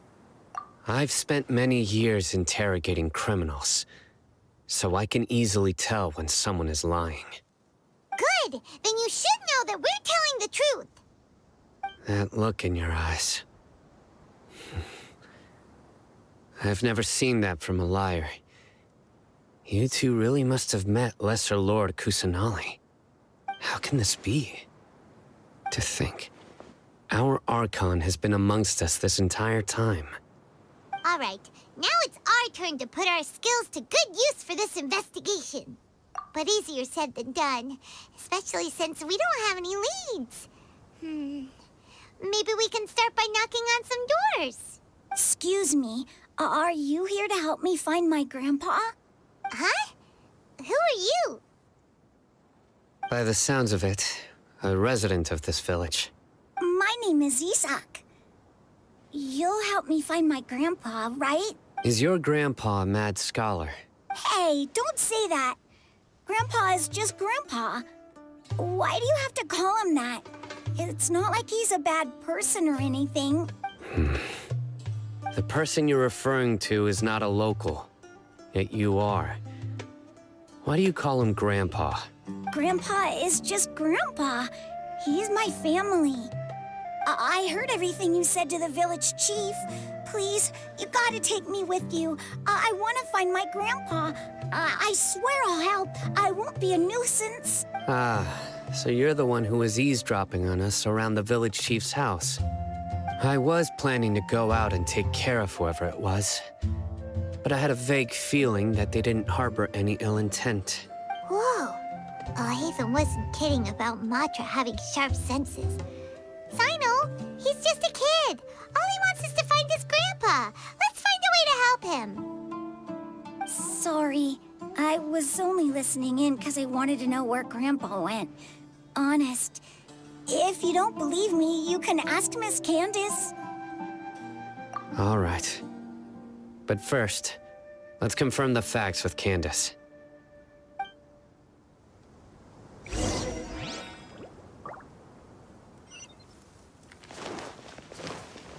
Faster? Okay, faster.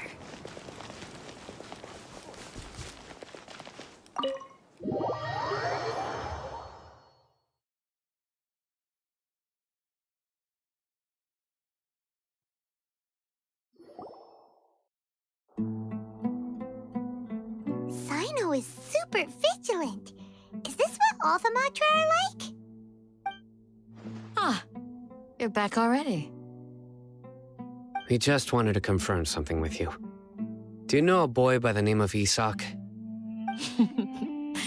I had a feeling he'd go looking for you. Huh? You knew this would happen? Yes. Although he tried his best to stay hidden, I still noticed him eavesdropping outside the window. He really wants to get his grandfather back. Isak's parents were both Aramite mercenaries who rarely returned to the village after finding employment in the city. He was raised by his grandfather.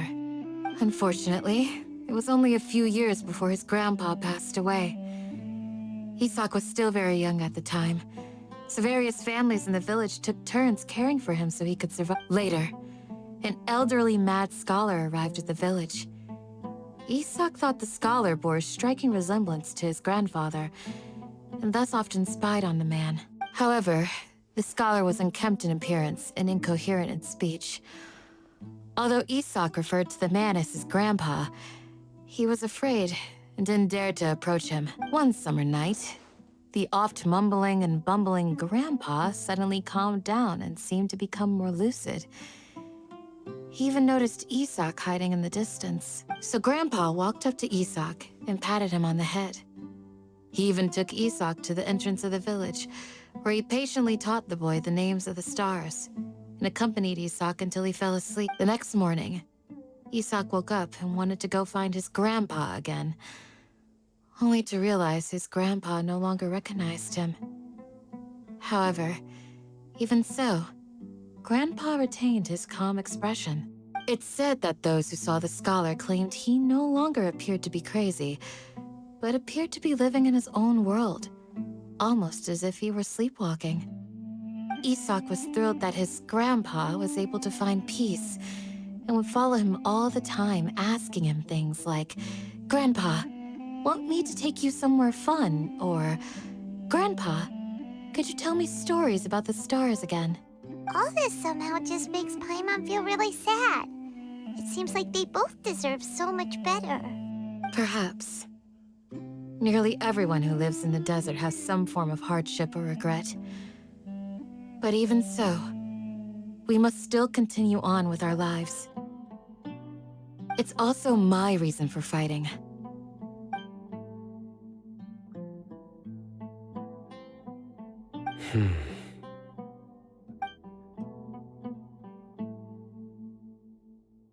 Maybe the people have always had a considerate god watching over them. Huh? What did you say, Sino? No, nothing. As long as Isak keeps his word and doesn't get in our way, we can take him along. Perhaps you are more compassionate than I gave you credit for. Please accept my thanks on Isak's behalf, Sino.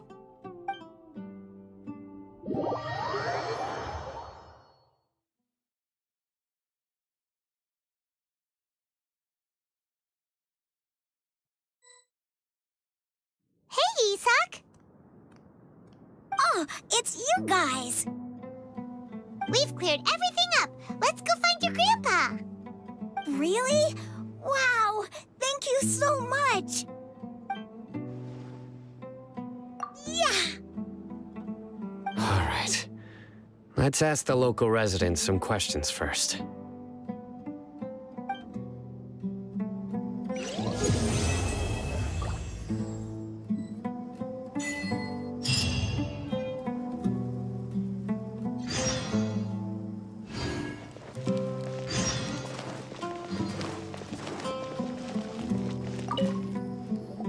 Excuse me, did you happen to see where the missing scholars went? You mean the village keepers? Oh, let me think. When I was eating dinner the other day, I saw one of them by the side of the road, muttering away and eating mushrooms and tree roots. They shouldn't go around eating that kind of stuff. Okay. Did you notice anything else? Anything else? No, I think that's all I have to tell you. Sorry.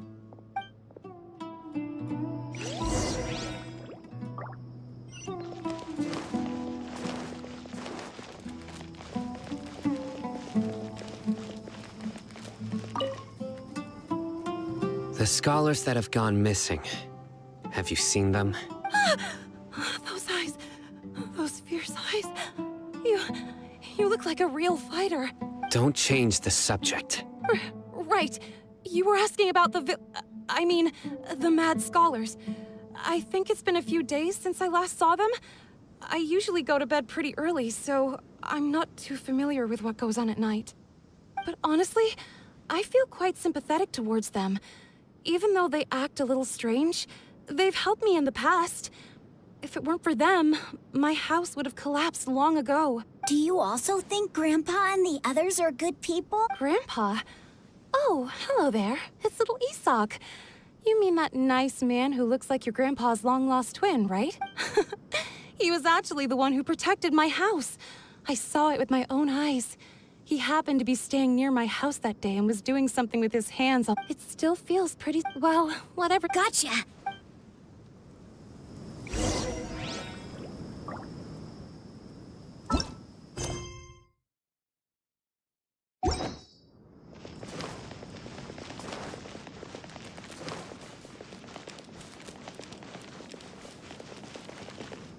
Stay safe and don't get hurt.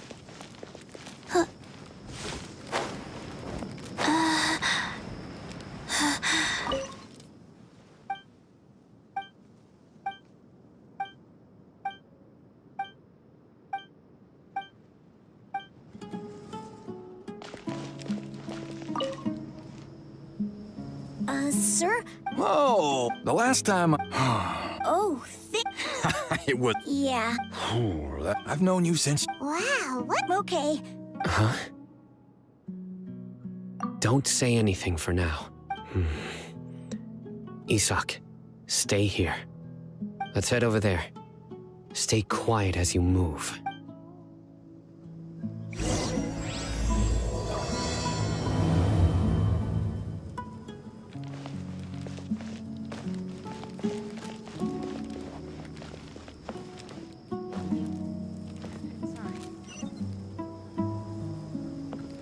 Join the Eremites and embrace a wonderful new life.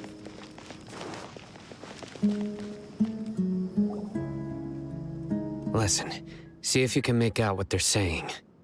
Have you heard? The mighty King Deshret, the sovereign of our faith, will soon return to this world. Yes, of course I have. King Deshret is the one and only true ruler of this land. I've never believed in any other gods. Still, you say he's coming back, but it sure doesn't feel like life's about to change around here anytime soon. What's your proof?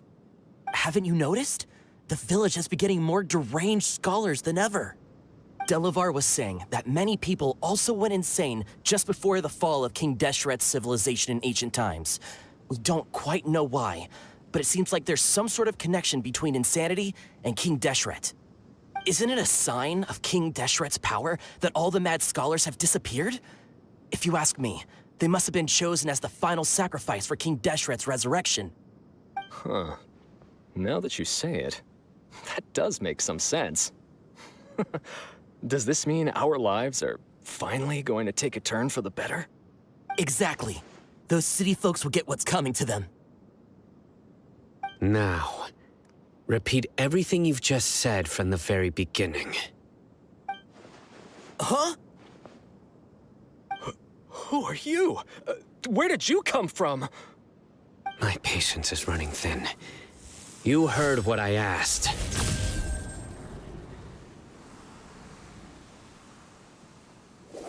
Yeah! Bro, this guy's something else. Just look at his eyes. One wrong move, and he's gonna flay us alive. Let's not get on his bad side, okay? I am no match for this guy. Oh, okay, good sir. What is it you would like to know? Tell me about King... Well, I only know a few Hey, go on. Keep talking. It's true. It's all true, sir. We desert folk have had more than enough of those people. Would you want to live like this if you were in our place? The radicals were even more thrilled than me when they heard the news. Delavar also said that once King Deshret returns to our side, it's only a matter of time before we conquer the land. Is that... Seems like he still wants... Got it! At first, I told myself it was just... Please, don't beat me up just for mentioning these rumors. If I'm guilty, then everyone else... The people here really like King Deshret. Where is... I haven't run into him... No, not at all. Sounds like you're not too close. No, of course... I have many ways, so you'd best don't do anything. Yes. That scared Paimon half to death. Sino is pretty terrifying. He didn't try to reassure us at all. It's like he's used to hearing that. Oh, Paimon bets lots of people have told him that before. I heard that. Sorry. It's part of being a Matra. The rumor we heard just now seems like a strong lead. But we need to... Very well. Isak! I'm here. Where's your grandpa's house? Well, I can take you...